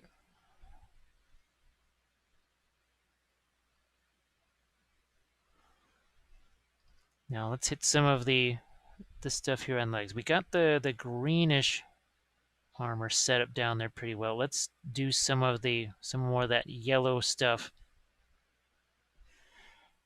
Still important to have multiple colors of this.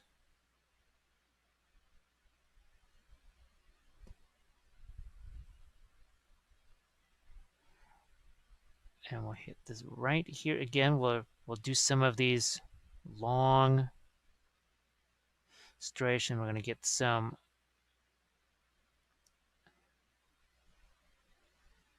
See how that's kind of in between. So what we've got here, you see how these don't go all the way, like not from here all the way down here, but here, and it sort of splits up some of those darker areas.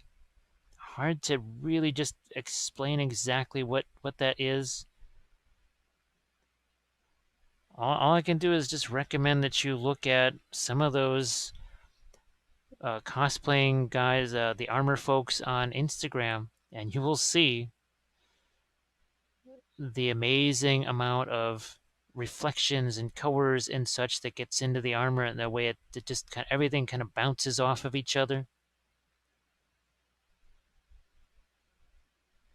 This is another case where I'm just going to do a little blending with my fingers there.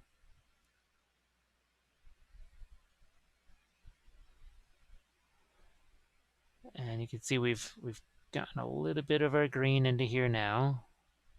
But then we will take almost like you're highlighting a bit of a gemstone there, and we hit that.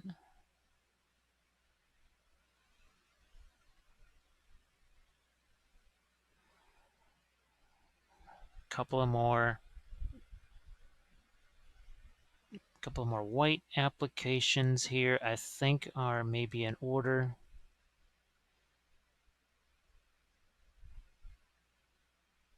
Once again, almost giving that a bit of a horizon line there.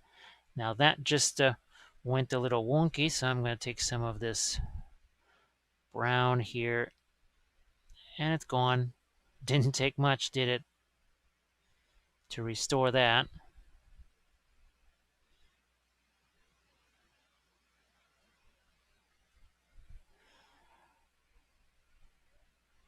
Now this also, speaking of kind of reinforcing some lines, look at that. See, even now that is a little bit of a wet into wet glaze that I just did there. It brings out that highlight there on the top edge of the eye, I think, a little bit more.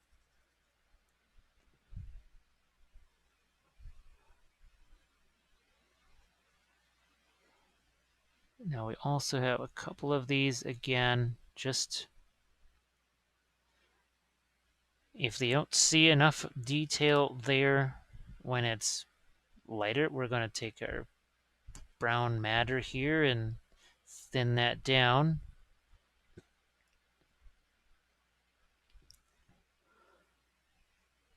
And then we'll go a little darker around that. As you can see,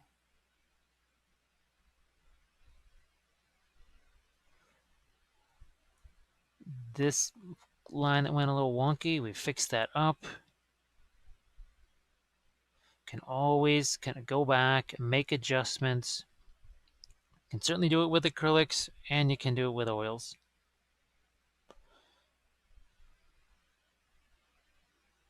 Here's another case where that, see, yeah, you know what? Didn't necessarily like that one too much. And I'm going to bring back a little bit of my reflected green here. I wanted to make that a little softer. Yeah. That was too hard of an edge.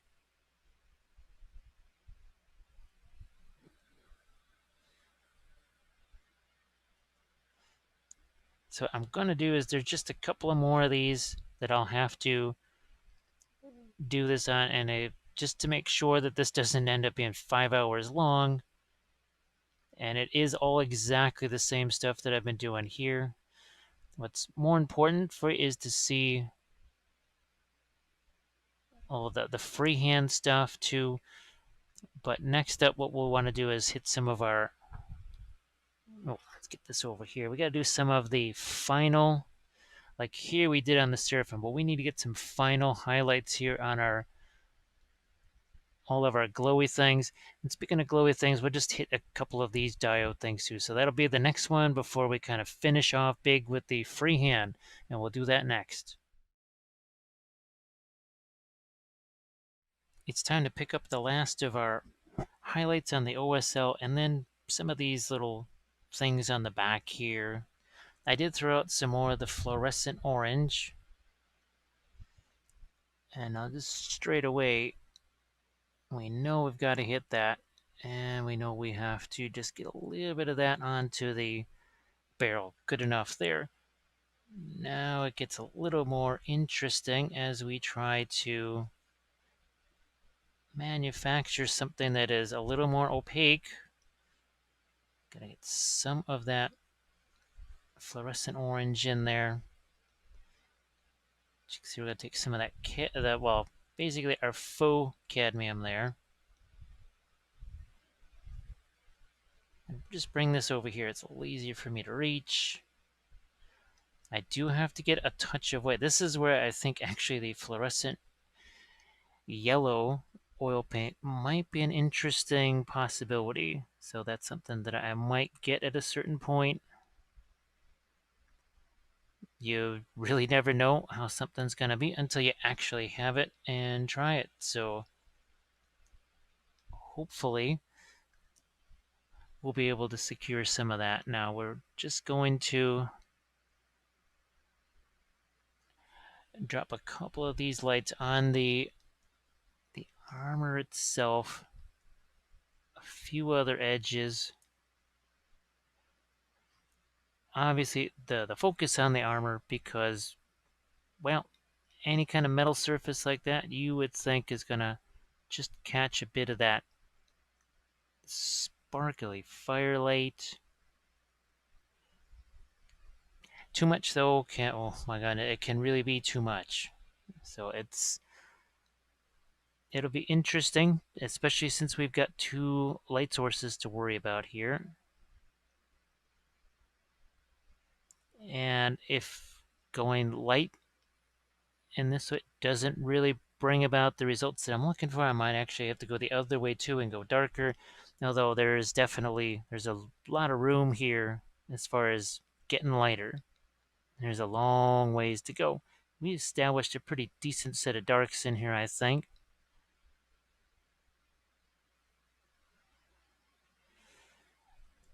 Okay. Again, I'm not going to hit the cloth quite so much, but we will emphasize lighter tones here on the armor. I'm going to see if I can get some of this white in here.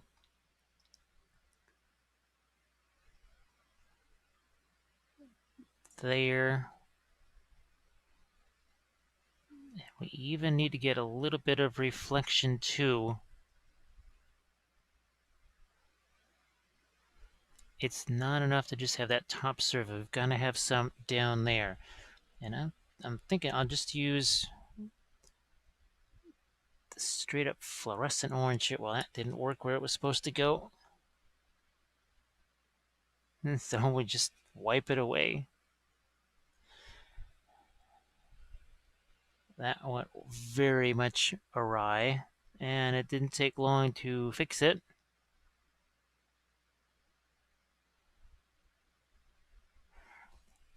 You can see how we're trying to build up. See that shape right there? Well, we're also going to see how I just got pull that down, and then we have a bright highlight, and then it just kind of dissipates. Almost goes into nothing.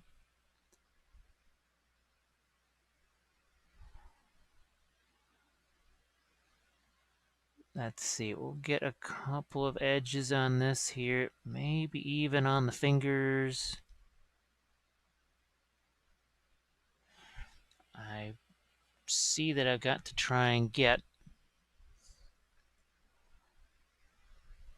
more light from underneath here. Rosarius, at least I'm going to say it is.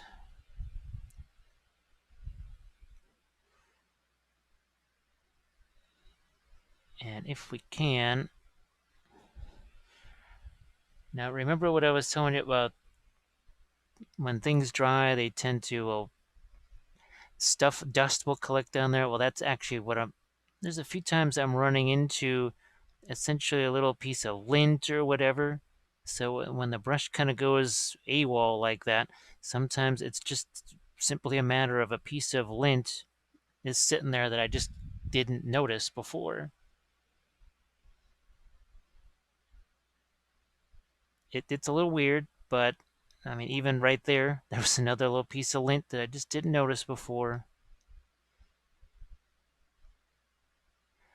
With it, all of the fans being on, I'm not surprised that, well, lint is blowing around and sticking to things when I can't notice. So now we've got definitely some lights built up there. This, I'm going to see if I can't go more of an orange on that. Taking some of that's the cadmium, yellow deep.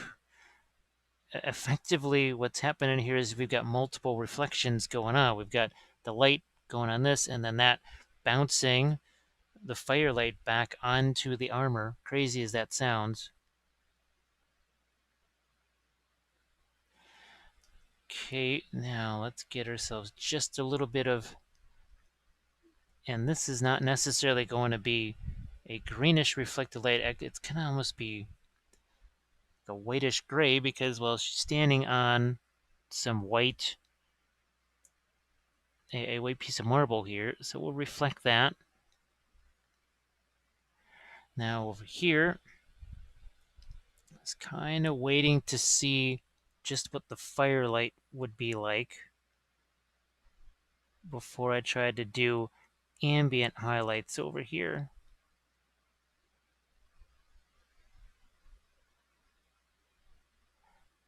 We'll catch a couple of those right here. So again, I was kind of leaving this area for when I figured I'd be doing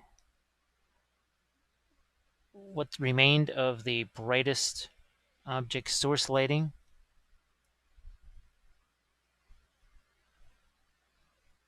Okay. We need to get a little bit of a light dark light. We don't have any dark there, so we will go back to some of our brown matter here and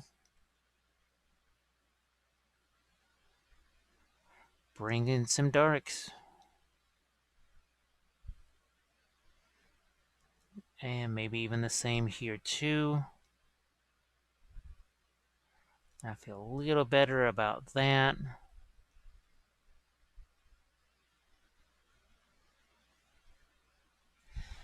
Now I'm just going to get some more of this orange here.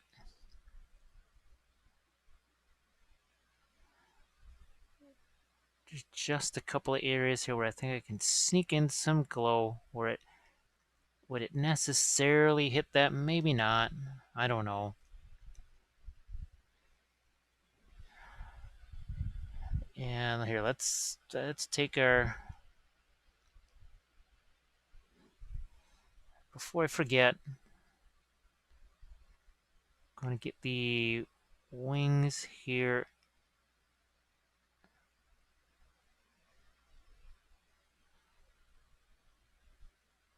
Okay, almost there. Now, back here, we thought about a bright red, and then we were going to do a lighter blue. Let's see what I can do here with the cobalt blue and the phthalo green.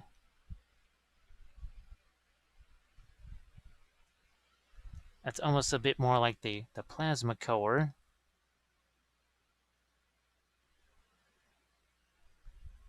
And it's kind of a nifty color. I mean, I'll just throw it in a couple other places. Maybe even here on the grenades.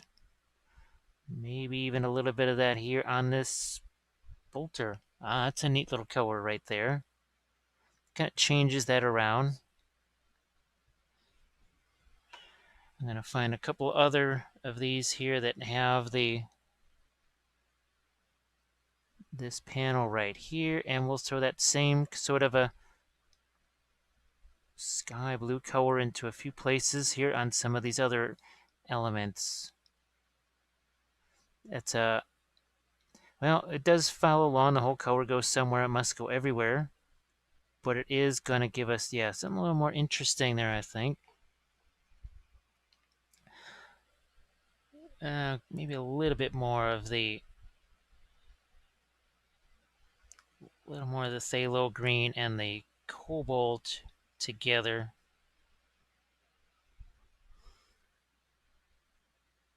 All right.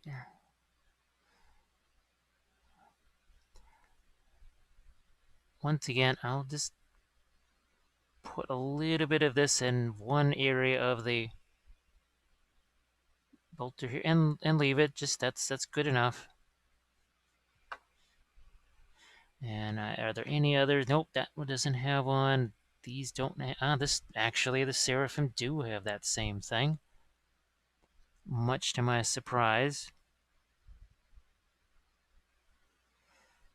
And I might even throw a little bit of that bluish glow onto the, yeah. I think that's one other little interesting, yeah. We'll do that too. Just get a little bit of that on the bolt pistol.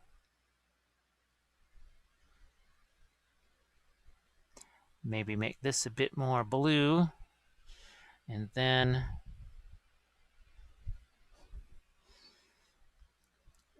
okay, we have this glow that we need to establish here, and then we also need to get our lighter color here on the wings.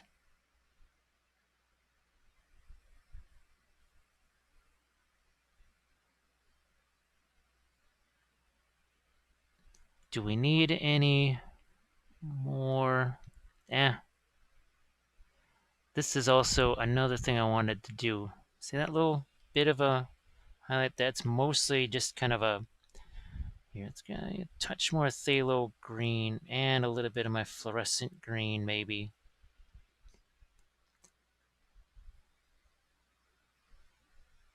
And now those look a little bit more round.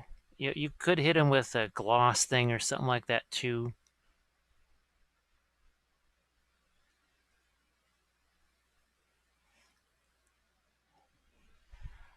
We've got this one to do.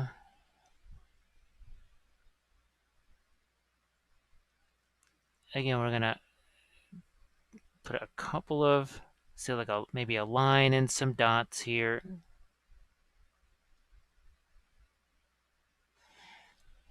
If it doesn't come out the way we were hoping, we will just take some of that phthalo green here.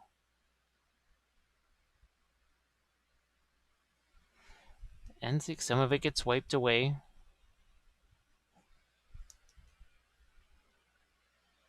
Now the plasma pistol here, there's only so much I can do with this. I'd have to actually turn on my other light to be able to really get down in here. But at least we can put a couple of lights into this.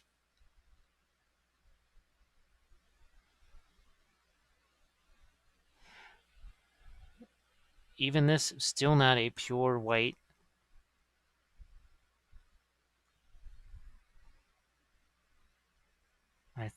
think the power sword is also kind of registering as having a little bit of a glow. We'll make this a touch brighter in a few places.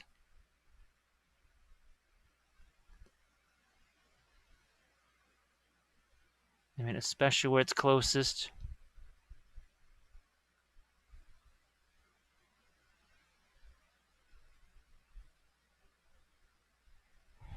I think this will also tone down just a bit.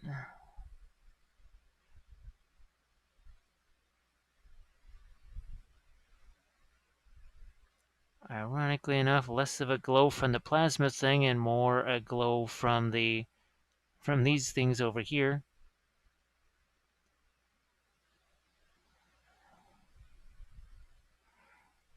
And I'm thinking about, okay, if that sword is going to have some kind of glow to it, I've got to reflect it onto this panel over here. And I'm going to use the transparency now of the phthalo and the fluorescent to my own use there. That worked out well. Let's get some of that also over here, shall we?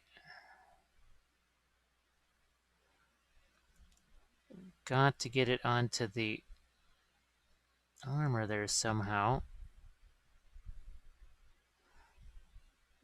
Think, yep, I'm just gonna get a touch of that over here again on the other side. Thinking that this will go right over here.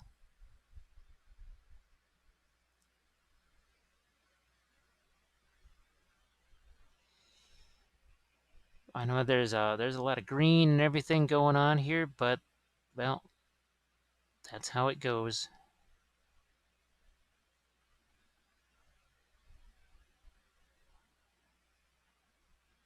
We'll get our little bit of a.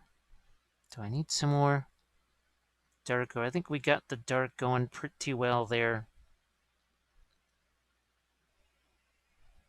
We're starting to get a lot of different bouncy things happening here. Light just bouncing all over the place. That is good.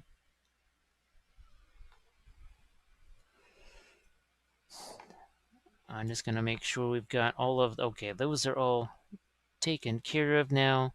So let's do... There's just a couple of other things like that. The red there. Well, what the heck? I'll use my... Let's throw a little bit of the cadmium orange out there.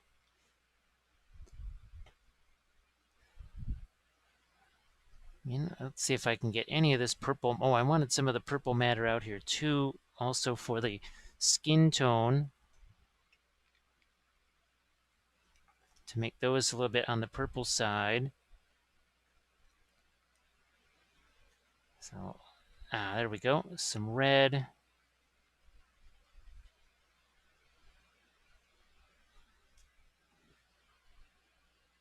Just got to get that thinned down because we need it in a very tight space here. It's going to go right here.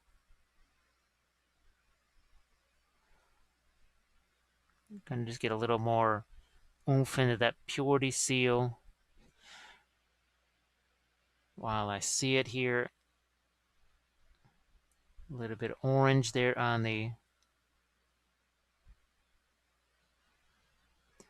that lens.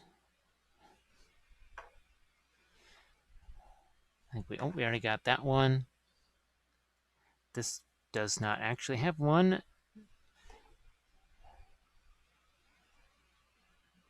Here, this is the... Nope, that doesn't have either. Do we have enough reflection there? Yes, we do. I'm just going to smooth that out a bit. And even darken it down. Like we're going to do here. I think now we have a little more contrast there.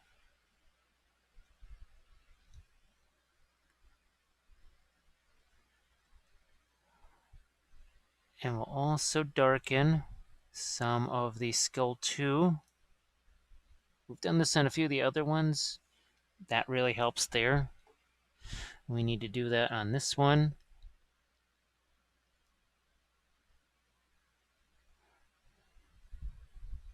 Just makes things a little bit more, a little darker. Like I said, sometimes you just have to go back in with a darker color when adding all the lighter colors doesn't quite do what you want.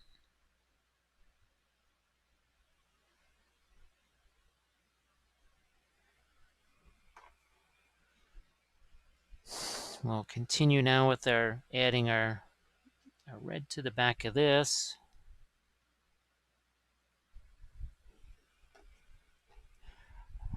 And I'm thinking I'll just throw the bright cadmium green probably for one of the other diodes here. Okay, whatever these things are, I don't really know what they are supposed to be. Now, one last little bit here. Some of the fiery stuff that's going on in here. Let's see if and I'm gonna try and make it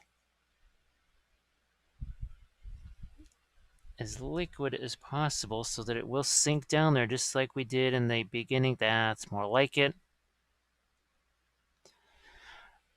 And I don't think I'll do this on absolutely every last bit of these, but I'll just try and find a few key areas, I think, here. Not so much up here, but more down at the base here. And yes, those I just looked up at the screen. I could see the difference there.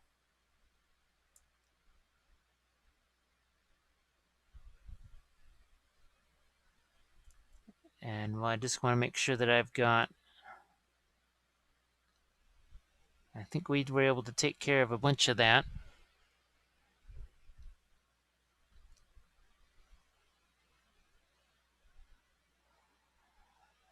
And now I'm going to give a couple of maybe brighter highlights here into the armor. Again, just catching a piece of lint right there. It's bound to happen.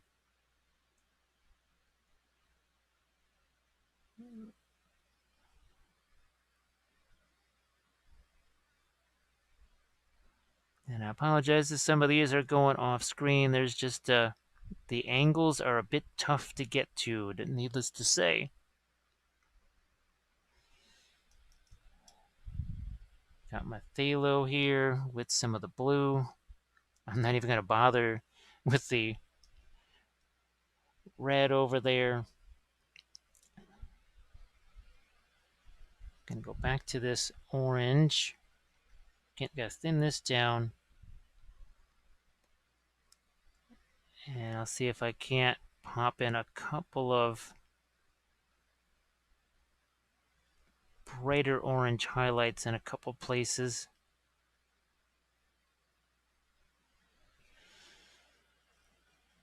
And something like this, you go back and you refine. Like I said, I don't know if you need to see me highlighting every last little bit of fire. I think you kind of get the idea of what it is we're trying to do here.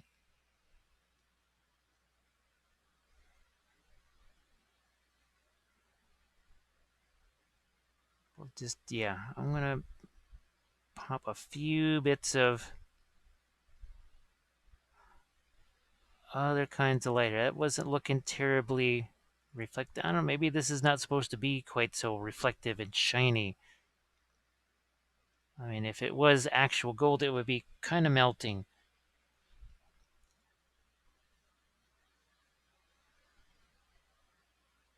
Okay, drop some of our lights back onto this.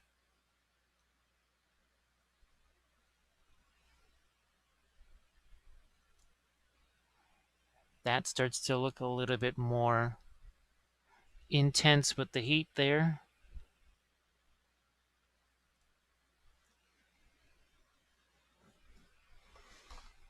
And actually, I think what I'll do is, since I got to do the scroll work on here, we'll try and maybe hit some of these with the little bit of magenta stuff here around whatever these things are, these contact points. And we're going to hit that next. So lots of freehand stuff here, and we'll do those in our last segment. So it's time to take care of our freehand here. And we'll just start off with some simple lettering here. And it's just like what we did in the color test. We're going to take a touch of the umber here. We'll throw a little bit of my indigo in there just to darken it down a touch. It has to be thinned down. First of all, you're doing some fine lettering, but also thin over thick. So here we go, our quad 0. I see we've got a couple of these buttons. We'll just take care of those real quick.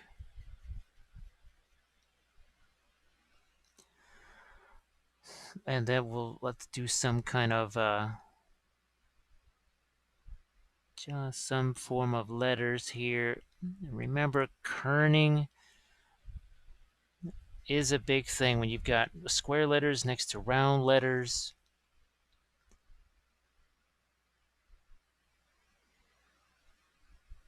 You have to make sure, and we'll give the little cross in the center of it. That's always fun.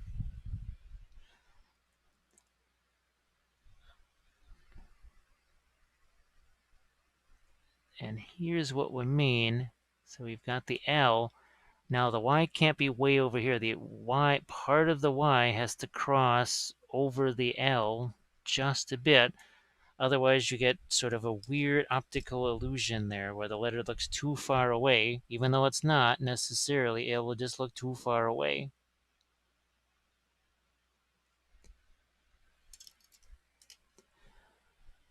We will continue.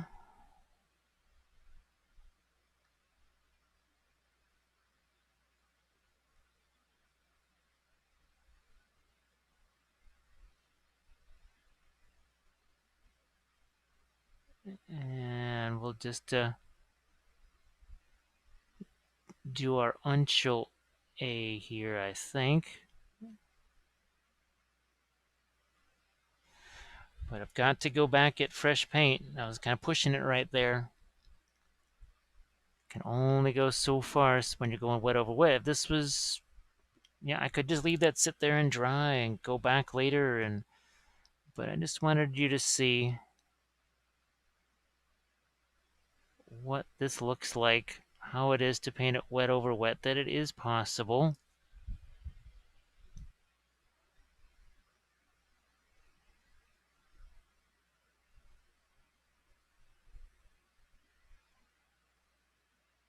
And there's our E. And even an S. And I see that we did not. I just turned this around and went, oh yeah, there's a bit of an empty space there. We'll just very quickly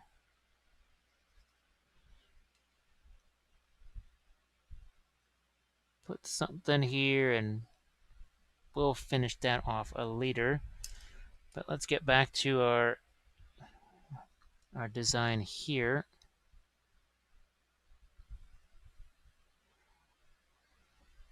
I'm just kind of defining the outer edges of this with the dark.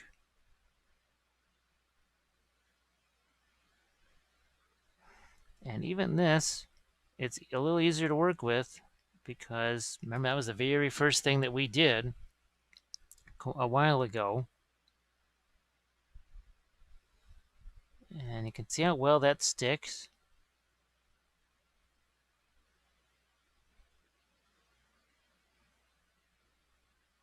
There we go. It can be a relatively simple design. It doesn't necessarily have to be something earth-shattering.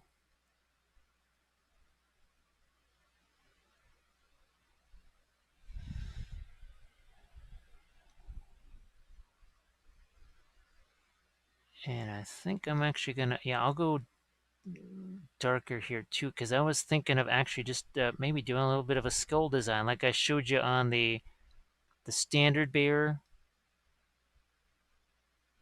So we're gonna go darker there behind that. We'll go in here.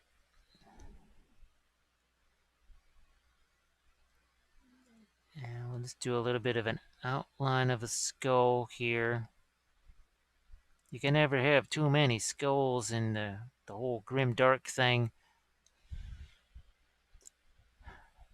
Then we'll change it back to maybe get some yellow here. Oh heck, we'll maybe even just use some of the yellow ochre too. Doesn't have to be a super atomic gold there. Think we've got that thinned down pretty well. And we do. And there we go. Look, we can put even a little bit more detail into that. We'll do the same here.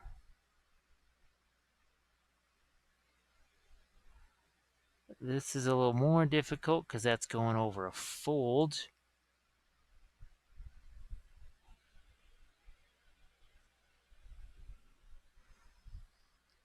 We'll take, oh, here, this line.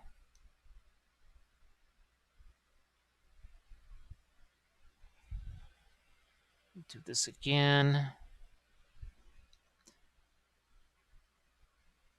This side of our cross. We got the upper face here.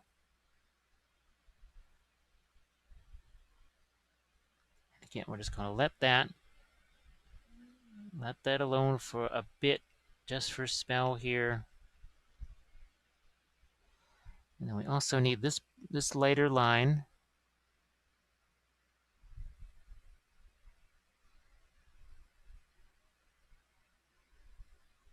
Nice long continuous line. We'll let that get a little bit of shading right there. Had to be thinned down for sure. Just trying to get this worked around to the right where I can actually get to it.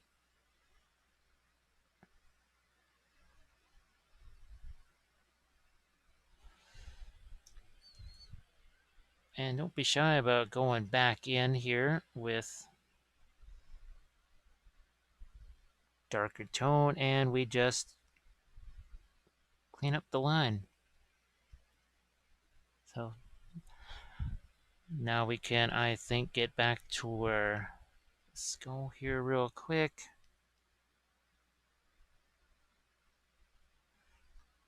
You have to give it some eyes. And we'll give it just a hint of an outline here.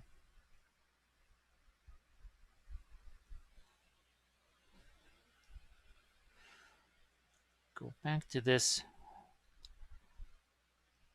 yellow color here.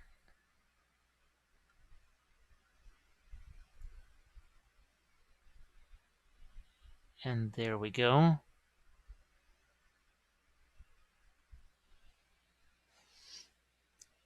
Let's see if we can't do some stuff here on some purity seals. And remember, instead of just lines, try to have something more. Chain of dots, the dots, maybe try and give them like there's an upper and lower case. Are there any other? Okay, go back to now. Well, let's do the small stuff first here. So we got the secondary purity seal. Again, see there's like it's some dots there. We skip a line or two, maybe establish some paragraphs there. I'm not quite sure what these, if those are purity seals or not.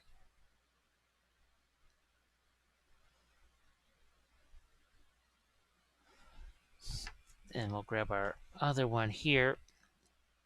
Aha, I knew there was some more.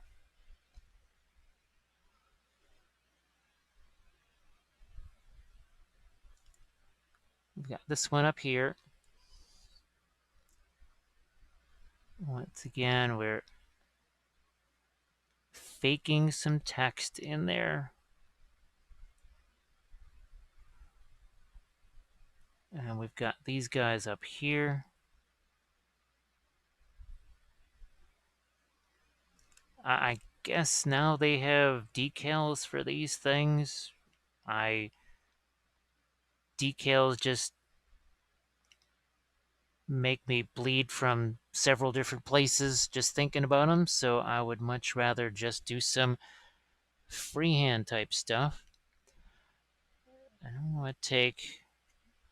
Nah, I usually like to do the red here. We'll just go traditional. So we're taking some of that red here. We will do our little opening letter that we like to do, because I mean she's got this giant billboard here. What about her other one? Yeah, she has the same kind of thing going on. Up there, it's going to be tough to see. We'll just kind of give an indication, and then we're going to do another one down here.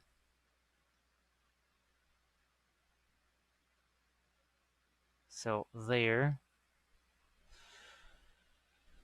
And then as we wait for that to just dry a little bit, let's do some other kind of text in this here.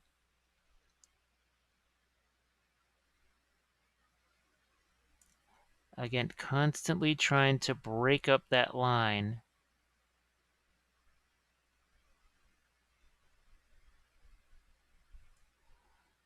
We'll go all the way to this.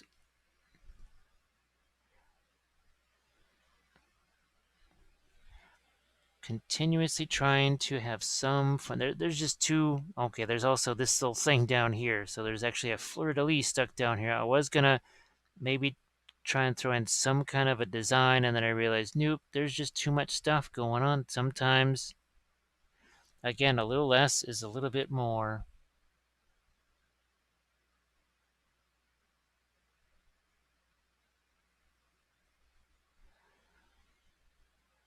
Are there any other? Nope, don't see any other ones. We'll go back onto this one here.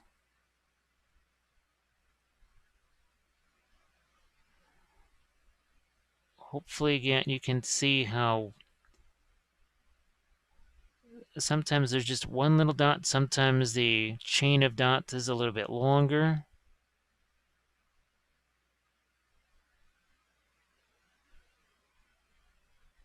Kind of pressing the brush down in there.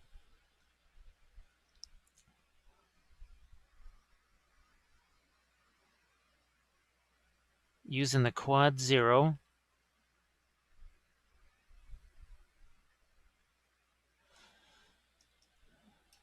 Now, where's some of that? Aha, here we go. A little bit of our gold here, and first thing we'll do is give this an outline, if we can. Sort of a gold gilded outline. And then we put some kind of a little letter in there. Might even just throw a little bit of that same yellow over here. Just for the heck of it.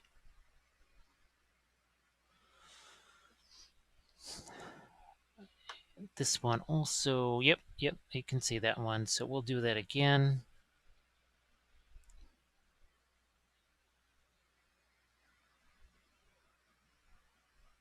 We'll do our little outline first. That drops some kind of impression of a letter inside that. Now we also wanted to play around with a little bit of, there's our magenta, which we will mix maybe with some of our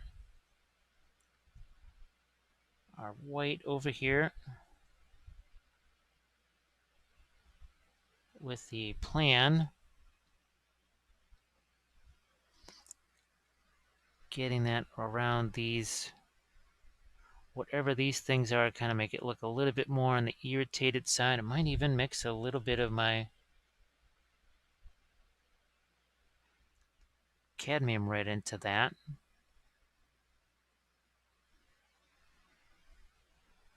Now we got one up here. There's a bunch of these. Now, also gonna try and thin this down.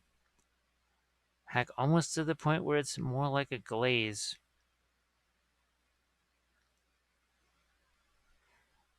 But I also do have other brushes that can serve as a blending brush.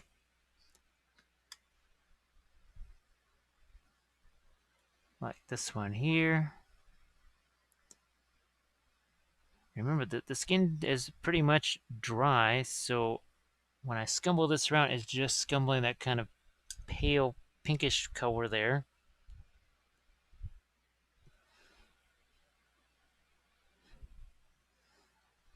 Now, I knew there was some more of these.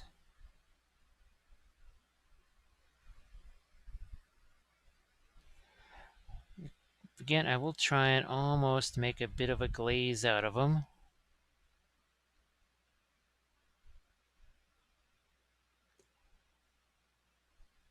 Let's get the other one here.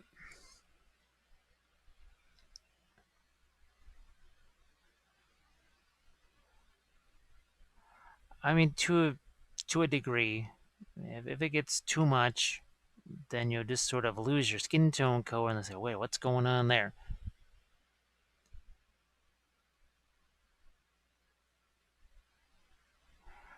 I was thinking about doing the things with the veins, almost like a dark bluish vein or whatever is coming out of that. Tempted to, but I think we do have some fairly decent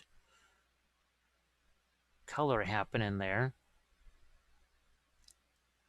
And yes, I just threw a little bit of the pink up into the eviscerator there, just because.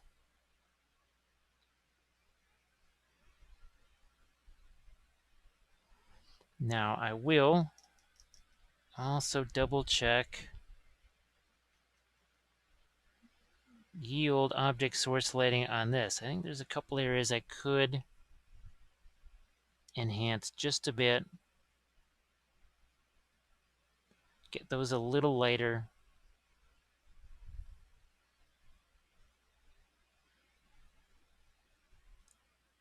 Yeah, let's get some of that reflected onto the, well, little padlock here for whatever reason.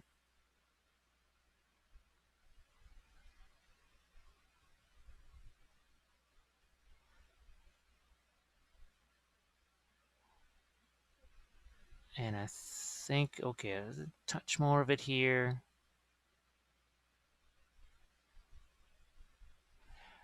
That might be a little too yellow. Might need to be a little more orange. If it's going to be way up here, it should almost be more reddish.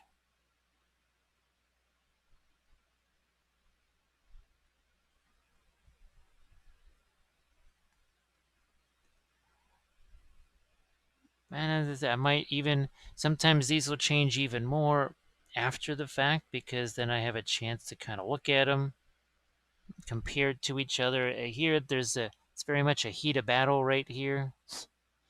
No pun intended, or was there? So we made those a little bit darker now.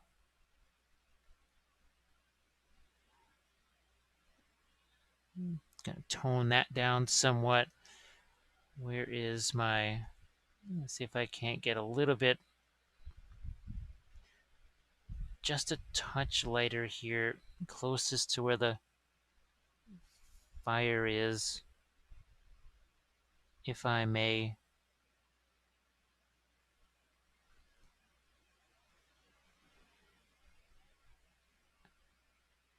Okay, let's do a little bit of blending here, maybe.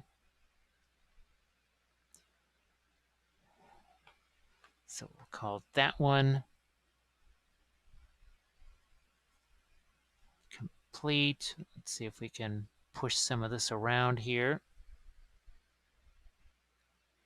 So we've got our freehands over there. Is there another one here that's a good quick one last candidate here for a touch of our freehand?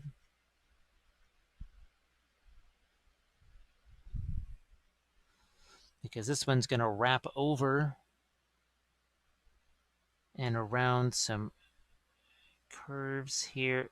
Let's do a nice little G. You can see we threw some serifs on there. Also, that's another, especially if you're looking to do kind of the older, ancient looking stuff, serifs always a good idea.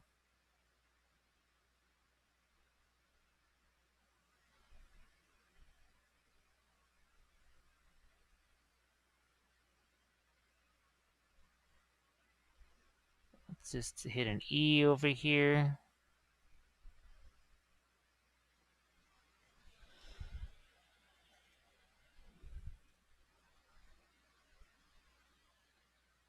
And then this letter just disappears. Not even sure, maybe it's a T.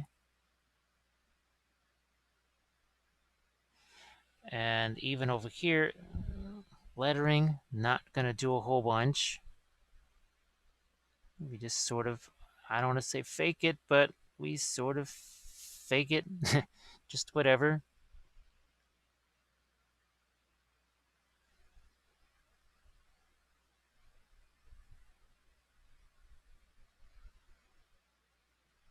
And we'll do the same here. We're just going to let some of those letters just kind of fade as they go this way.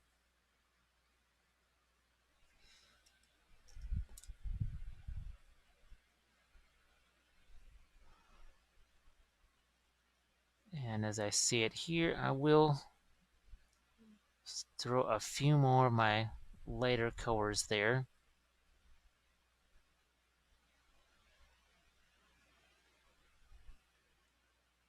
Maybe even here onto the... This is another thing that I was thinking about doing. Especially like here, maybe. Some kind of, well, we've got all those fleur-de-lis. We haven't really replicated any of those.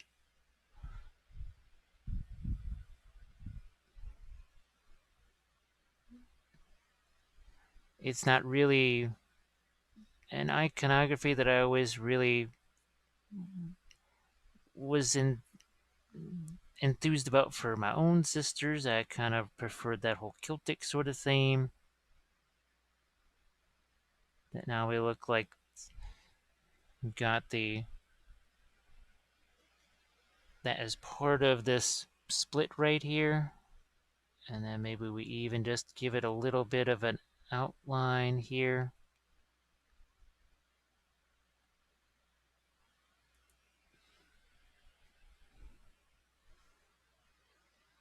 It gets distorted because, well, you have distortion in the cloth, right? It's just kind of hanging and being pulled in different directions. If it was straight and perfect, you'd kind of wonder how it got that way. So it's a simple little thing right there. We can even play off of that a little more here, maybe.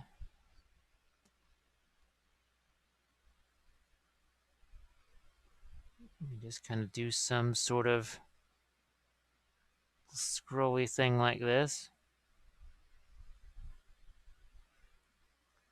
Just kind of have that come off of the fleur-de-lis. Keep it simple.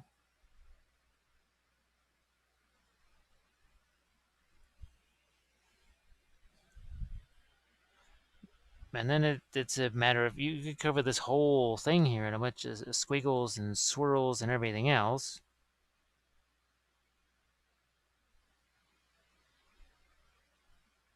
Not quite sure if that's what I'd want to do. And if I don't like it, as always, I can just get rid of it. So like those two things, didn't like them at all. I'm just going to buff those right out of there. And that's that. But as always, as we reach the end here, it's a big thank you to all of you for supporting, whether you've a new patron or someone that's been doing it for upwards of years. I appreciate all of it because, well, it certainly helps in just so many ways. I try to list them with each episode, and I usually can't get through all of the different ways that it is so incredibly helpful. Now, there's going to be a couple of other series that sort of begin at the same time. Look at this. This is very fun. Let's see, which way should this go? It should go this way. See, look at that. I'm just really, is it that hard? Just takes a couple of minutes. No big deal. In any case, thanks again, everybody. I will catch you, whether it's Ossiarchs or Necrons. It depends on a few different things, and we will most likely be doing that with oils. But I appreciate again all of the support, and I'll catch you in Series 20. Yes, Series 20, believe it or not.